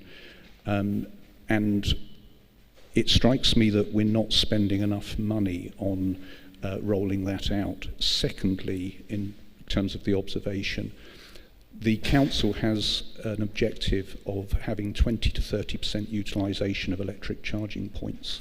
The current utilisation is 7%, which is one of the lowest in London, if not the lowest. There are no steps in the plan to actually improve the utilisation, and specifically there is one step which was recommended to the council but it ignored, which does that, and that is to have dedicated charging bays, as the London Borough of Hammersmith does, and even, in my personal experience, the worst managed borough in London, Ealing, even Ealing has dedicated spaces, which means that a diesel SUV owner cannot go and park his car next to a charging point. The charging point is there and can only be occupied by electric vehicles charging. I personally, for charging my electric vehicle, have, I think it was on a Sunday afternoon in summer, so hardly peak season, needed to visit 12 charging locations in Hounslow before I found one that was actually available. And had that been another day of the week, I couldn't have used it because I didn't have the right parking permit. I can, however, drive into Hammersmith and use one of their charging points. So there seems to be a very big disconnect in the strategy between the usage and I'd also suggest the installation.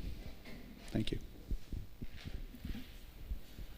Just coming back to the point around EV parking bays, the council has drafted a parking strategy which we'll be consulting on shortly, which will address some of these issues and has put forward suggestions on what is and isn't possible.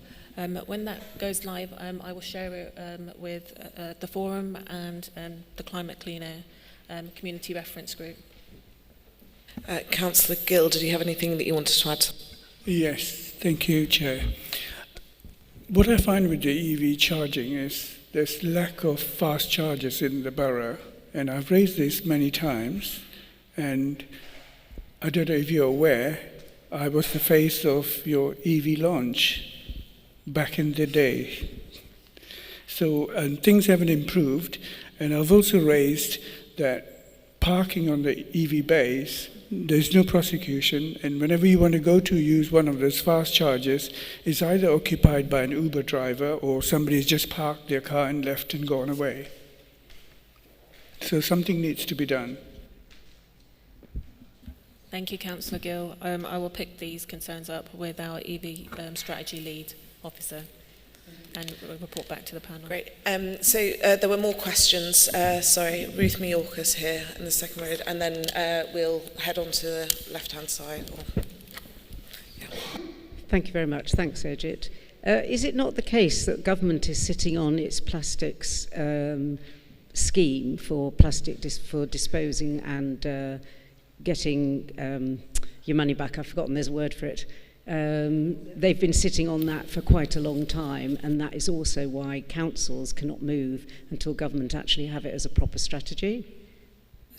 Yep, that's right. So there are a number of waste reforms that should have been coming out this year, but they've now been delayed, and it's related to extended producer responsibility, consistency. In Hounslow, we're quite good in terms of the different materials we recycle, but we are essentially looking towards government to set the legislation and direction of travel. And it is the case that they have delayed this bill for quite some time. We've been waiting for it for a very long time. Yep. Thank you. So we have some questions on... Yeah, thank you. Just a very quick question. One of the slides touched upon one-to-one adult cycling training. When are any of those training sessions going to be held at this end of the borough? As far as I'm aware, there are a number of sessions that are held, but I'll find out the future dates of the events, the sessions, and share them with yourselves. I just want to highlight there's a number of forms that are on your chairs. Any questions where I'm unable to give you the direct answer because I've got to go back to the wider team, if you could just put your contact details down with the question. I have noted them, but if you could also write them down, the committee administrator will share them with me and I will respond to them in writing. Thank you. And then Sam Hearn. Thank you. A number of points to make. I'll try to be quick, but that's often not easy. First of all, we all have to be very grateful to Councillor Giles. The plan that was originally brought forward, the action plan, didn't have a target end date, and it was down to Councillor Giles actually saying 2030, which I think she just pulled out of the air, or perhaps it was because Manchester had set that date. But otherwise, we'd be just flanneling away, or perhaps Hounslow would have woken up by then. But thank you, Councillor Giles, for that. We have a nice timeline in these papers if you look at them, but what we don't see is where we actually are. And we've got achievements, but we haven't got any assessment. Now, there are a lot of numbers, and there's a methodology that was originally created, and there are people who are supposed to be reviewing this. What we actually need is something from somebody who's independent or objective, actually providing us with their opinion. How far forward are we, and are we going to hit our target by 2030? If it's there, I've missed it. I've always been of the view that this kind of reporting should come forward at the same time as the financial budgeting, when the papers are considered, and then questions such as are being asked by councillors would perhaps be a bit more transparent. The answers would be more transparent. It's only with great difficulty can you see in the budget papers anything relating to this strategy, which is supposed to be the most important thing that the council is doing, and is there to sort of save the planet. But the two parts are not integrated. So when are we going to get independent reporting that we can see publicly? And when are we going to have this integrated with the full financial strategy, including the CapEx expenditure? There's a million more things to say, but those are my main points. Thank you very much, Sam. Before Ajit replies, just as a point of information, the motion that I proposed was actually 2038, and then the council proposed that they wanted to achieve it by 2030.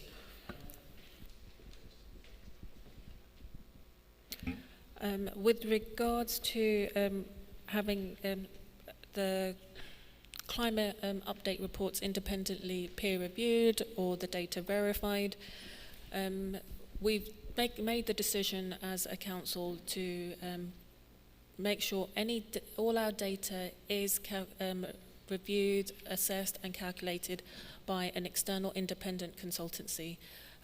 So in this case, it was Eunomia Consulting, who we brought on board to look at all of our data, particularly for our council operations, and see what our carbon reduction was. And we've then obviously taken those findings and summarised it into our cabinet reports.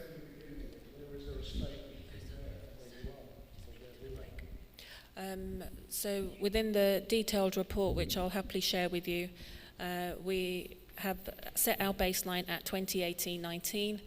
Since then, we've reduced our emissions by 10%. 8% of that has happened in the last year, and that's due to the significant investment put into decarbonising our buildings and generating our renewable energy.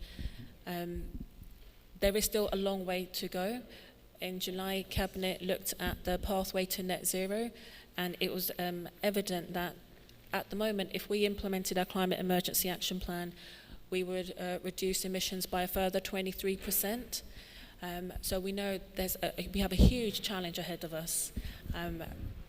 To address those challenges, we do need to look at external funding sources, lobby national government, and identify additional projects that will help us to achieve that 2030 target.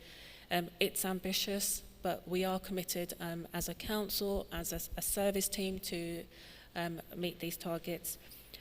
Your question around climate budgeting, I totally agree. Today, as part of all cabinet reports, we have to complete climate impact appraisals. So each project officer who puts any cabinet report forward does an assessment of what impact their project or program has on the climate emergency. To date, it's been a qualitative assessment, but we are now working with the GLA to develop a climate budgeting proposal for all of our operational activities. That work has only just started, and I'm more than happy to come back to the committee in 6 to 12 months' time when that work has progressed to give you an update. Fantastic, thank you very much. If there are no other questions from the floor, I would propose that we move on to the final agenda item, given the fact that we've run a little long tonight. We will move on to recycling in Hounslow. I would like to invite Sabeel Khan to give, and who will be joined by Ben, and please apologise for my pronunciation of your surname, Anya Begnam. I don't know if I've got that right, Ben. I'm sorry. So apologies. And give a presentation on recycling in the Borough of Hounslow. Thank you, Chair. Wait, Gary, can you help us? Yes, he was. Cheers, thanks. Gary's helped us a lot. Thank you, Chair, for inviting us. Thank you, councillors. Good evening, everybody. My name is Sabeel Khan. I am the head of Highways PFI client team and the interim head of waste and recycling while we recruit for a permanent member of staff. I'm joined by my colleague Ben. Ben, do you want to introduce yourself? My name is Ben Anyebunam, and I lead the ward improvement team for the council. Thank you. I know we're running late, so I will rattle through as quickly as I can. Chair, I've noted down a couple of questions that are non-waste recycling related throughout the meeting. Would you want me to address those as well at the end? Yes, please. Yes, that's fine. Right, so thank you. Gary, am I doing something wrong? There you go, thank you very much. Right, so we are like I said, we have a waste recycling team at the council. There's about 15 of us, and primarily we are there to manage the service delivered by Recycle 360. That's for residential and some commercial properties. Like Ajit said earlier on, we're working on waste policy and government reforms and how that affects Hounslow and our residents and our tenants and things like that. Managing the borough's objectives in the RRP, the reduction and recycling plan as well. Carrying out communications and engagement, delivering recycling projects, and, like Ben said, and it's the team that he manages, ward improvement. It's a benefit of being at the end of the evening, because there's been a number of common themes throughout a lot of the presentations today, and I'll go through that as well as we go along. Particularly communications and engagement. We talked about individual decisions earlier on, and we rely on people's making the right decision. We also need to make sure that we educate people how to do that right decision in the right way, including in schools as well.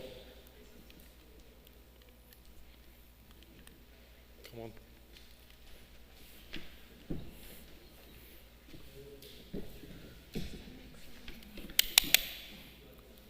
Thank you. Ben, do you want to talk about what we do here? So essentially, with regards to contract monitoring, our core responsibilities lie around reviewing bin provisions for communal properties, waste capacity provisions for new and old developments within the council.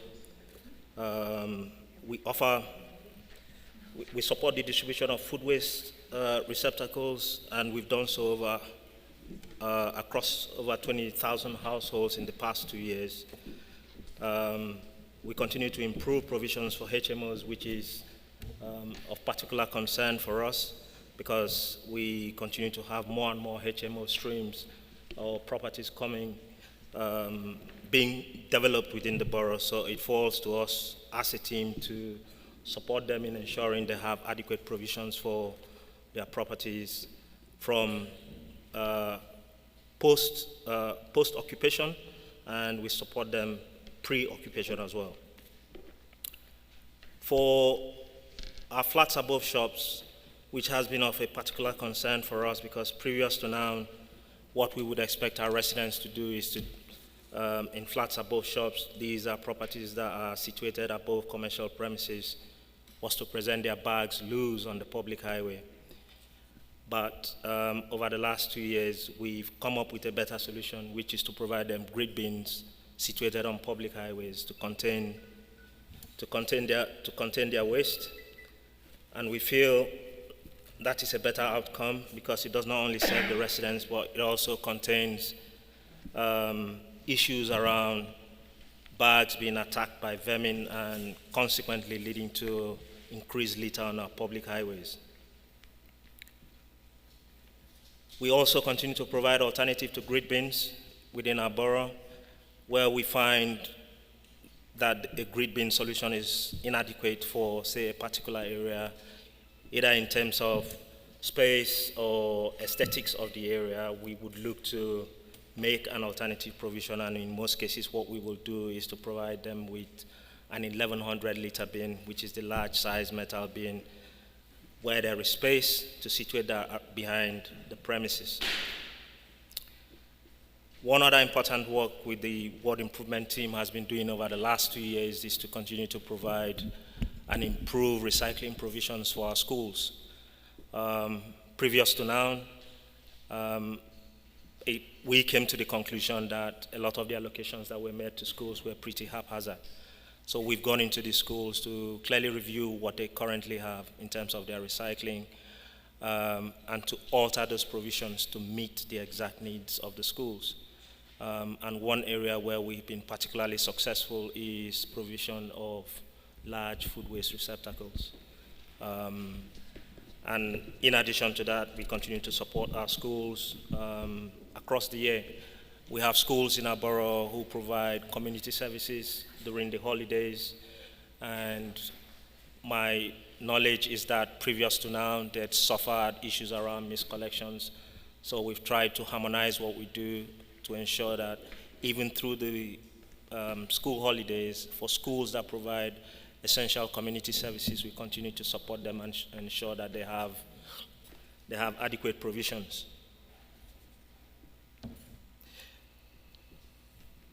It falls to my team to deal with over 100, we provide about 100,000 collections a week. And we always say that each of those collections carries the potential for a complaint. So it falls to my team to deal with the responses or inquiries relating to any of those collections from either side. So whether it's something that has been as a result of the collection itself, or perhaps a resident unknowingly doing something that has led to their inability to have a collection. So we respond to all of those alongside with other inquiries relating to waste and recycling. We host community events where the opportunity is there. This year alone, I know we've partook in at least 10 to 12 community events, and we hope, to continue to sustain that as the team grows. We're a bit, should we say, slightly hamstrung by the strength of the team, but nonetheless, we are persistent because we believe there is a positive input that we can always make to these events. It offers us the opportunity to engage with members of our community, and we are confident that every time we attend one of those, we come away with something quality and good. We offer education materials across the borough. We do targeted work where we feel that particular aspects or parts of our borough are suffering from either a reduction in one type of recycling or another, or we feel that residents are not adequately informed of how to deal with perhaps waste streams such as recycling. We support them, we educate to ensure they are clear in terms of how to segregate and present their waste for collection. Overall, it's our responsibility to monitor the supervision of the R360 contract delivery. there are a variety of elements within that contract, and it's up to us to ensure that we continue to provide that service, ranging from their routine works right up to very specific things like assisted collections for our vulnerable residents in the borough, and then the other ancillary bits that we do relating to clinical waste and so on and so forth. Thank you. Okay. There's just some of the projects that Ben and Ben's team have been doing over the last year or so as well. Right, so when this works, please. No, don't worry about it. We'll go along. Right, so there's 4 types of refuse collections that Recycle 360 do, which is curbside at properties, communals, which is, like Ben said, is big HMOs and things like that. They've got big bins rather than the individual black bins and things like that. Flats above shops, which is what we spoke about as well, where they've given purple bags, and then those purple bags get placed into the grip bins, and then the bulky waste collections as well. So bulky waste collections are obviously a bookable service. You can book that. It's from Monday to Friday, 7 a.m. to 3 p.m. £41 for 5 items, and it gets picked up and taken to Spaceway, and then where it can be recycled, it will be recycled as well. There are some alternatives as well for bulky waste, going to Spaceway, or actually you're not just confined to Spaceway, you can use any West London Waste Authority run refuse centre. So the closest one here, I believe, is in Richmond, Townmead Road. And like I said, you can just book that online via the West London Waste Authority website. There's a QR code later on if you want to have a look at that as well. And then finally, if you want to donate your bulky items, the British Heart Foundation takes some good quality stuff, sofas and wardrobes and things like that. So they will come to pick it up at your property as well. Right, so people in houses have got a number of receptacles. And I'm going to run through these very quickly.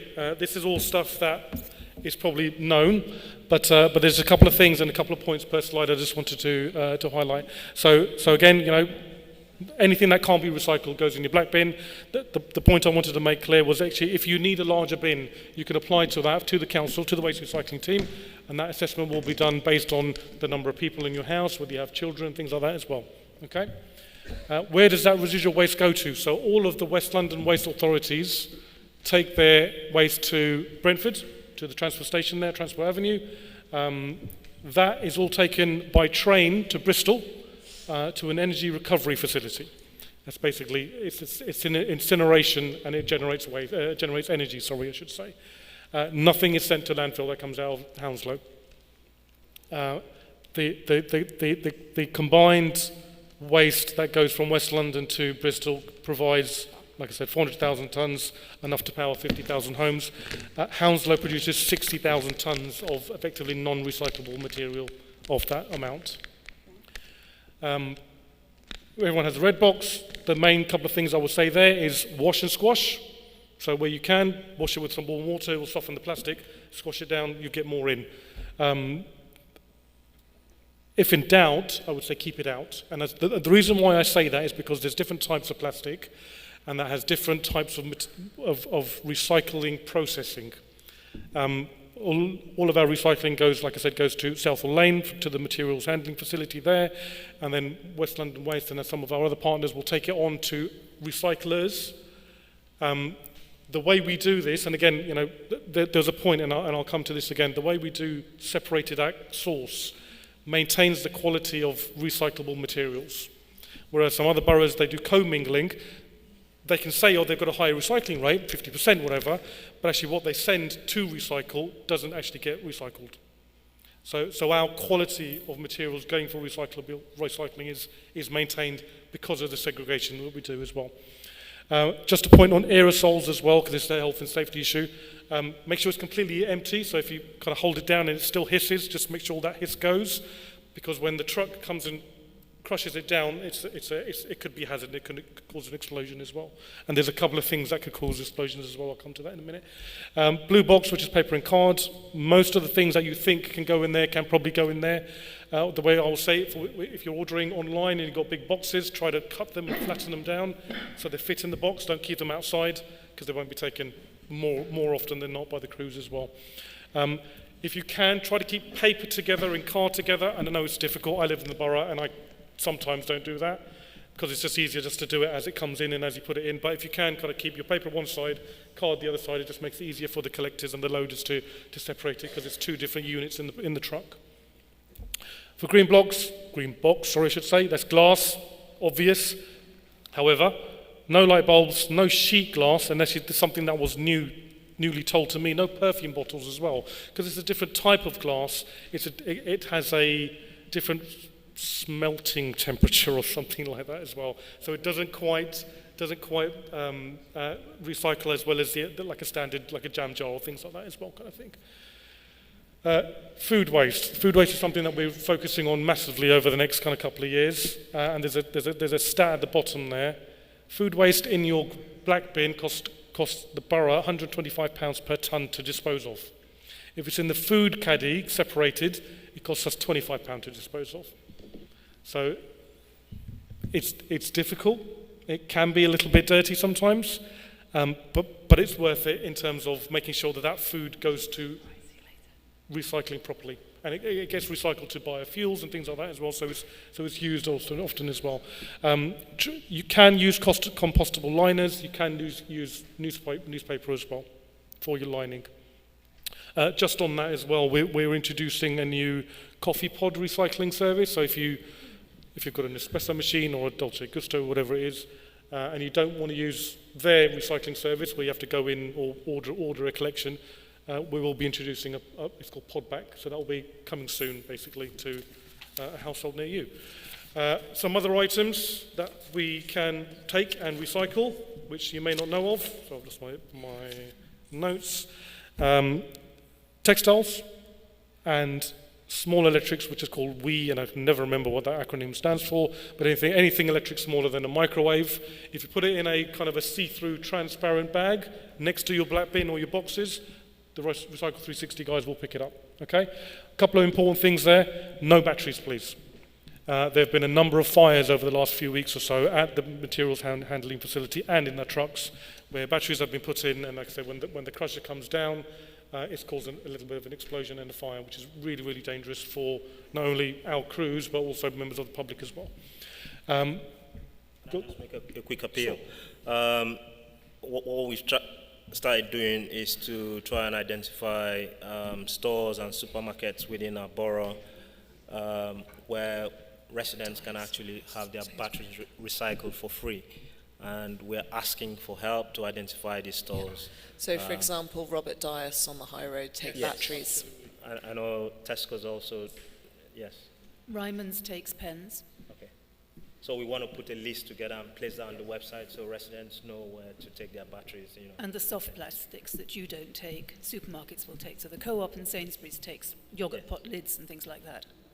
So crisp packets, biscuit packets. There's a whole range of debate around that, and that debate stems around how much energy goes into recycling them. You probably get 2.5 times before they become completely unusable. So, okay, thanks. Just a note there as well, if anyone is on vaping, disposable vapes can't be chucked away in the bin. They need to be treated like a battery as well. Again, like Ben said, we're trying to compile a list of vape shops in the borough where they will take disposable vapes. Because like I said, again, that can be a cause of an explosion as well. Flats recycling, and this is not flats above shops recycling, just to make that clear as well. These are for high rises, so anything more than 2 stories kind of thing. There's a number of different containers or receptacles for different materials as well.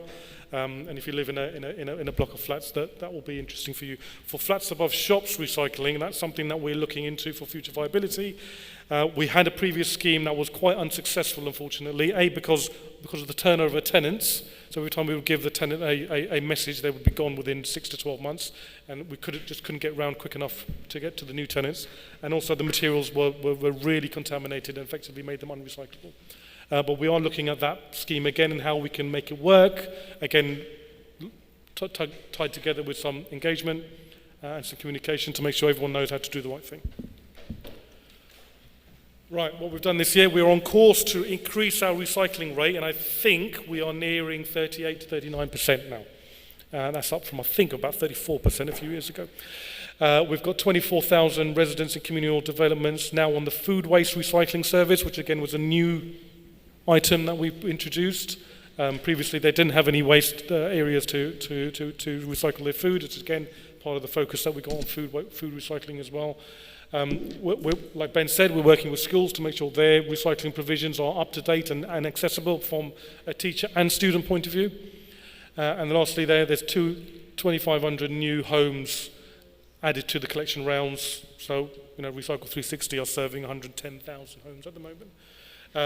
Just a note on why we do curbside, and like I said earlier on, it ensures a better quality of materials to be recycled. There's more ways to recycle those as well, because they're kept separate in the process from your property till the recycler effectively. And like I said, the cost of processing recycling is so much less than the cost of processing something in a black bag in your black bin as well. What can you do? You can remain engaged with us as well. And again, common themes, individual decisions. What we want people to do is the right thing. There is a financial element to the council. Like I said, it costs us more to deal with it, but that's not the reason why we want this to do, because we want people to do it because it's the right thing to do for now and for the future and for the environment as well. And we've heard from a number of people talking about the environment and how important that is to us as well. Keep using the boxes. If in doubt, ask us. Like I said, Ben has got his team. There is a dedicated ward officer who was sitting here earlier on. I don't know whether you got a chance to speak to her. Her name is Soledad. She looks after the Chiswick area. She's happy to meet residents. She's happy to meet councillors. She's happy to arrange some meetings as well. So like I said, get in contact with us as well. And again, that's just a QR code for our waste and recycling pages. There's a lot of information on there. Ajit mentioned the new film that we've produced that will be going there live, and that's definitely worth a watch, I would say. Thank you, Chair. Thank you very much, Sabine and Ben. So quickly, questions from the floor, from the members. So I've got, we'll go my right to left. So Councillor Mashise, please. Thank you, Chair, and thank you, Sabine. I reference back to a comment that was made by Ruth Mayokas, which is absolutely correct, in that the government is sitting on this incentive scheme for recycling of cans and so on, as it is in Europe. Like you, Ruth, I'm also very, very, I want it to happen as fast as possible. But my question is this. You said at the outset that you wanted for individuals to take responsibility, which is something, and we want to educate our young people. What sort of incentives are out there already for our young people to actually think about this? Because at the moment, there doesn't seem to be anything other than us talking to them. There's a couple of incentives that we do. I noticed our Chiswick environmental champion is here, where we help our young people to get a Duke of Edinburgh award, and that's an incentive to get them thinking about the environment. But I don't see anything in terms of incentive for recycling. So small things like a voucher, a token, a free trip to the cinema or the use of Chiswick House. These are the sort of things that I have not seen. Perhaps you're nodding your head, perhaps you've got them, but I haven't seen them, and I'm very engaged on this issue. So rather than waiting for the government, which some of us might be doing, what are we doing as individuals first to help recycling? And the last point is on aluminium cans. These are the most prized possessions for a recycling element. I went to visit the recycling hub, as you mentioned before. And these are the things that they value the most. And can we not, as a council, we've managed to create so many different things, can we not incentivize the collection of aluminium cans with our young people, with our schools, so that we can actually improve that and actually generate some money for the recycling department? Just a point of note, there's no we don't recognise any of the income because we have to spend it on processing the actual disposal rate, so we actually make a loss, unfortunately. And someone mentioned earlier on that, what we want people to do is do the right thing. What we want people to do is buy less and use less, and therefore waste less. Yes, that will take the recycling down. It will also take the non-recyclable materials down as well. But that's something that, like I said, it's the right thing to do. In terms of that incentive, Councillor, I'm not sure, to be honest. I will have to look into it. We can look into it as well. Some of our engagement that we do with the young people, Ajit talked about the reference groups as well. There are forums where we can get ideas and we can look into if they are feasible or not. I've noted down some of your off-the-cuff suggestions. Maybe we can have a conversation offline and discuss how we can do that better. Councillor Gill, I believe you had a question. Oh, sorry. Yep.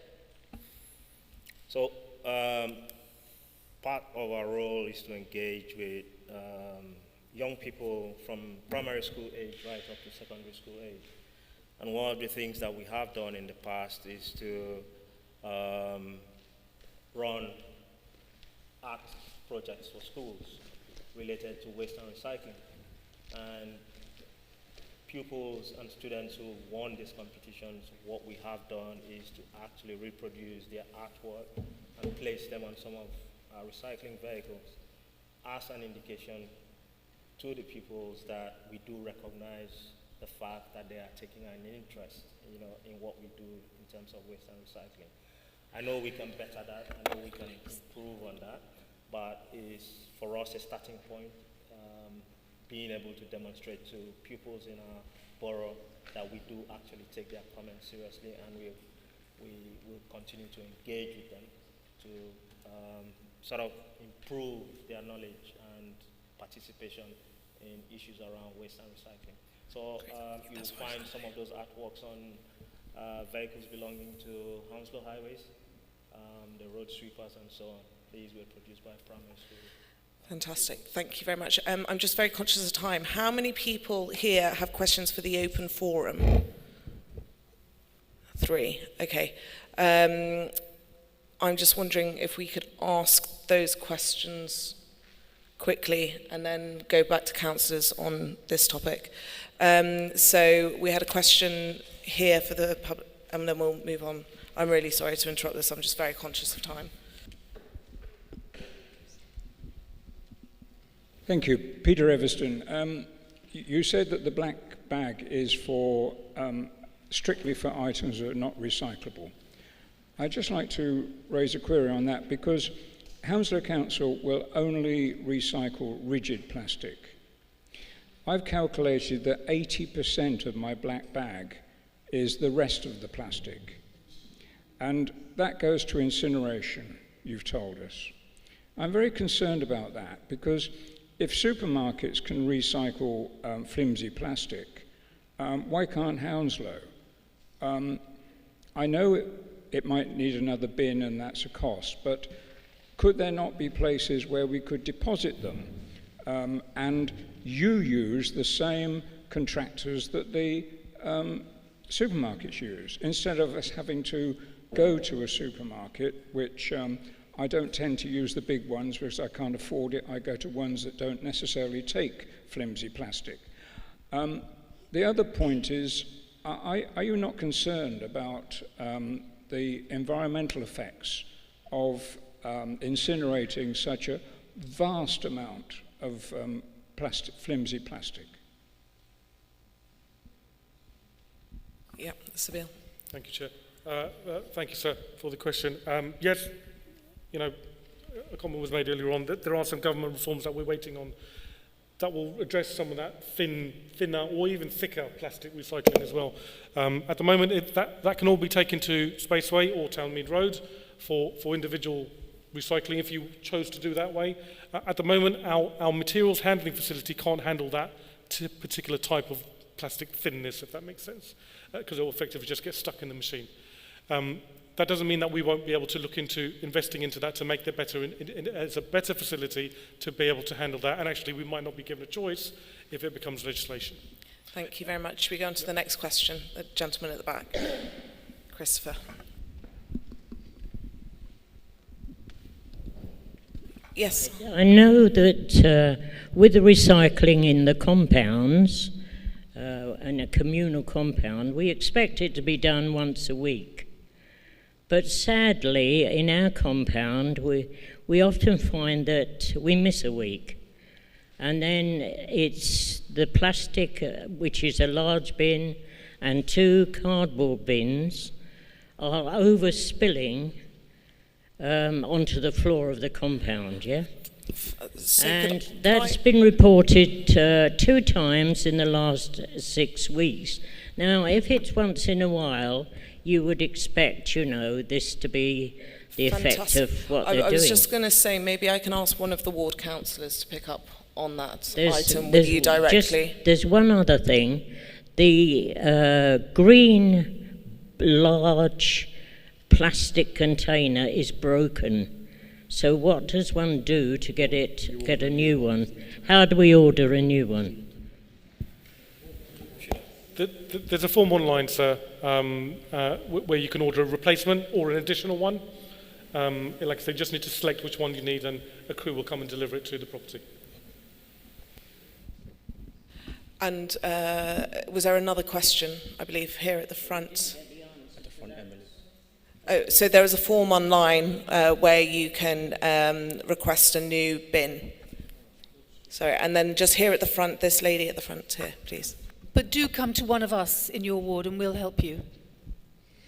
Hi, I'm terribly aware of time. I did have more than one question. I don't know whether I can write them to you. I have tried to look up information online in the past about what to recycle and how, and I haven't found anything. Sorry. Well, things like Tetra Packs. You know, I live in flats. We have communal bins. We don't know whether they go in the cardboard, the plastics, or what. The bins are contaminated all the time, and I've been told that actually that doesn't matter, which seems very strange to me. There is no outlet for small electricals anywhere in the Chiswick area that I know about, and I don't want to go to Townmead for a day just with one tiny item.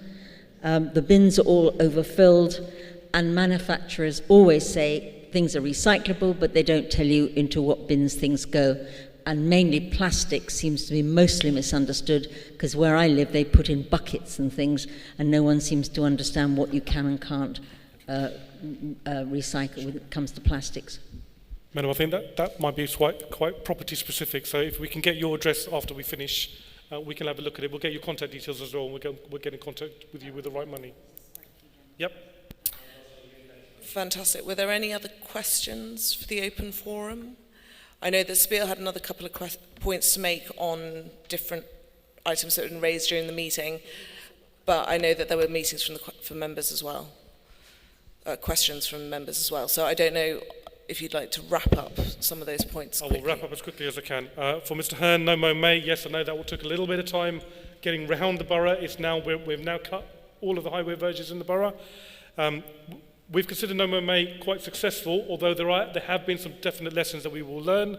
We will plan better in advance, and actually No Mo May was actually probably a little bit of No Mo April and June as well this year, which definitely won't happen next year. But we are likely to run it again. We'll be in contact with local councillors, because there are specific safety-sensitive locations where grass needs to be cut, and we'll take those into consideration as well. Councillor so apologies. Thank you. Talked about gully cleansing. There are 19,000 gullies in the borough. They're cleansed at least once a year. The ones that are known flooding or liable for leaf fall on top of them are done 3 times a year. Okay? Like I said, this is the information that Hounslow Highways have told me this evening, as you mentioned that earlier on as well. Spoke about Strand on the Green. Sir, you talked about your block gully on Chaseley Drive. I believe Chaseley Drive is not adopted highway, so it's not serviced by the London Borough of Hounslow or Hounslow Highways. It's likely to be done by your maintenance or managing agent. So it's unadopted. We haven't adopted it as public highway, which means it's not maintainable at public expense. Okay, unless I've got the road name wrong, Chaseley Drive, just opposite off Wellesley Road. Yeah, not adopted as highway, so it's considered a private road. Councillor Elmsley was talking about 20,000 trees planted in the borough. How many died? For the highway, 3 died, subsequently replaced. 10 were driven into. and they were also replaced. So more were vandalised and purposely damaged than died this year on the highway. We will be planting about another 250 trees on the highway again this year and for the next couple of years as well. So if councillors have any locations where you want trees, let me know. Sorry? Oh, species of gender. I didn't know that either, councillor. So I will find out what our highway trees I'll send were. a report to you as well. Thank you. Councillor Gill, you asked about why our streetlights don't have solar panels. I just mentioned that as well. We have looked into that in the past, and hopefully some technology would have caught up, because when we first looked at it, when the PFI first started in 2013, the solar panels didn't quite interact well with the technology from the central management system of the lighting. But you mentioned China. I think our lanterns come from China, so I'm hoping the technology is now updated. Again, we can look at that again. I think that's it. I believe so. I think we'll just go back to quick questions from members. I'll go Councillor Biddle first, and then Councillor Gill, and then Councillor Croft. Thank you. I'm going to rattle off the questions and expect an answer later, because otherwise it'll take up all evening. I've got 10 of them. Community engagement, Ben, you mentioned that. I think it's time to reissue the leaflet, which came 4 or 5 years ago. I can't remember. It's really useful. Mine's all soggy, and some households don't have it. And it's very depressing walking down the road and seeing people presenting their bins, as you've said to us tonight. The lid's not closed, there are black sacks next to it. It's very annoying, and it's repeat work for you, so it'd be great if you could reissue that.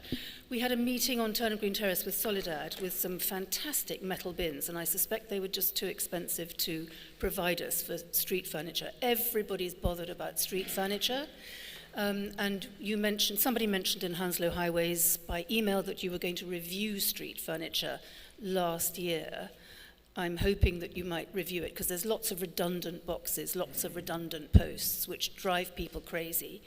In parts of our ward, leaves get collected on a Friday, and we have to live with them until a Monday. Not very nice walking past those on your way out to supper or for shopping.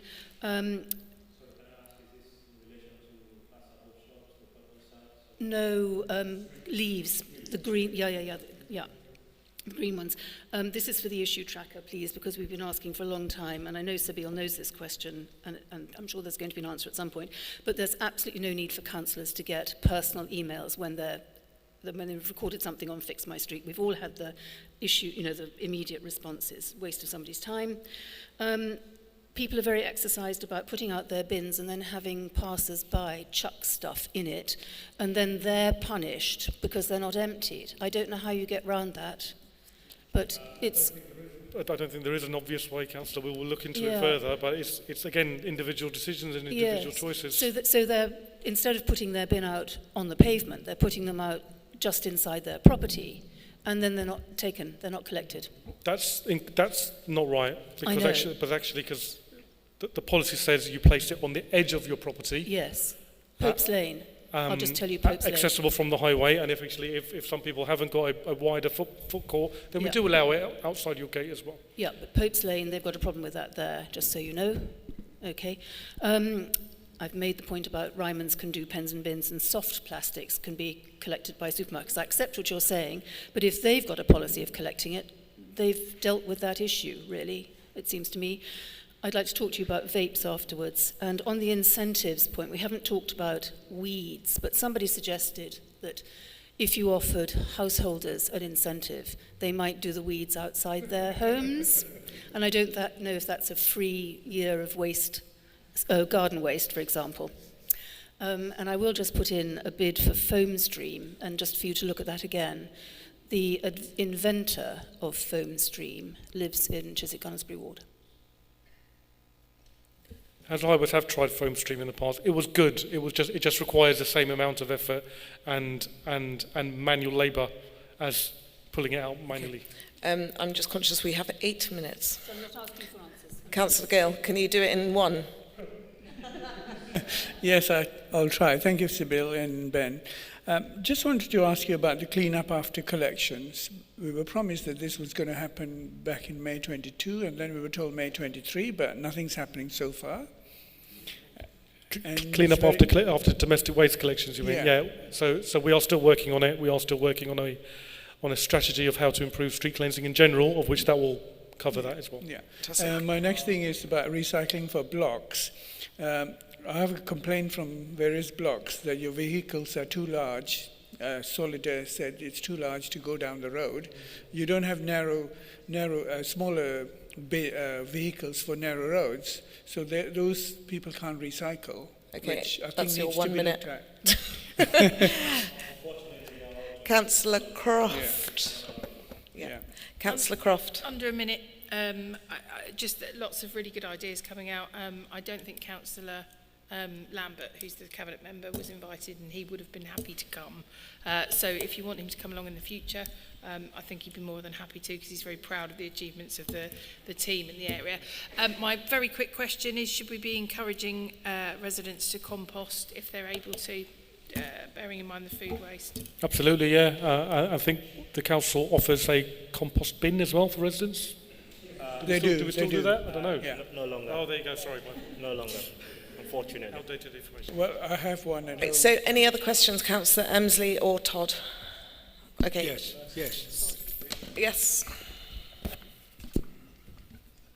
I think it's a scandal, actually, that you've got 11,000 shops above, flats above shops, and not one of them recycles.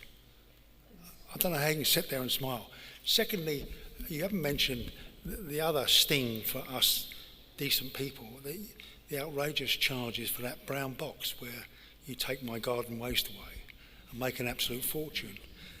And your contribution to the public purse was to put it up again last year.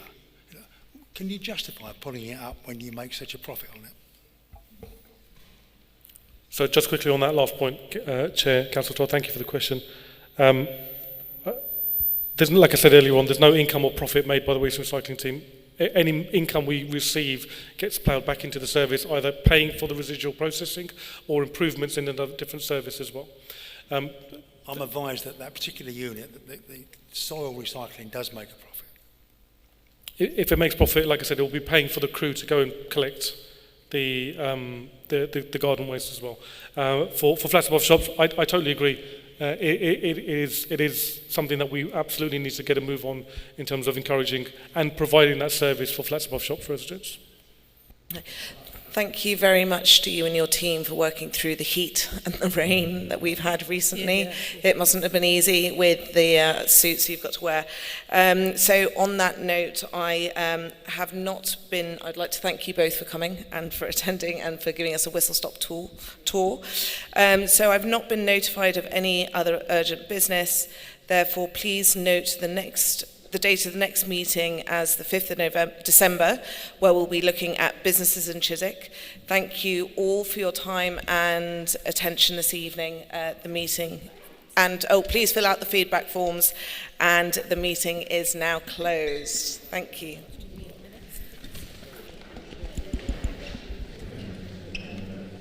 One of the feedback forms.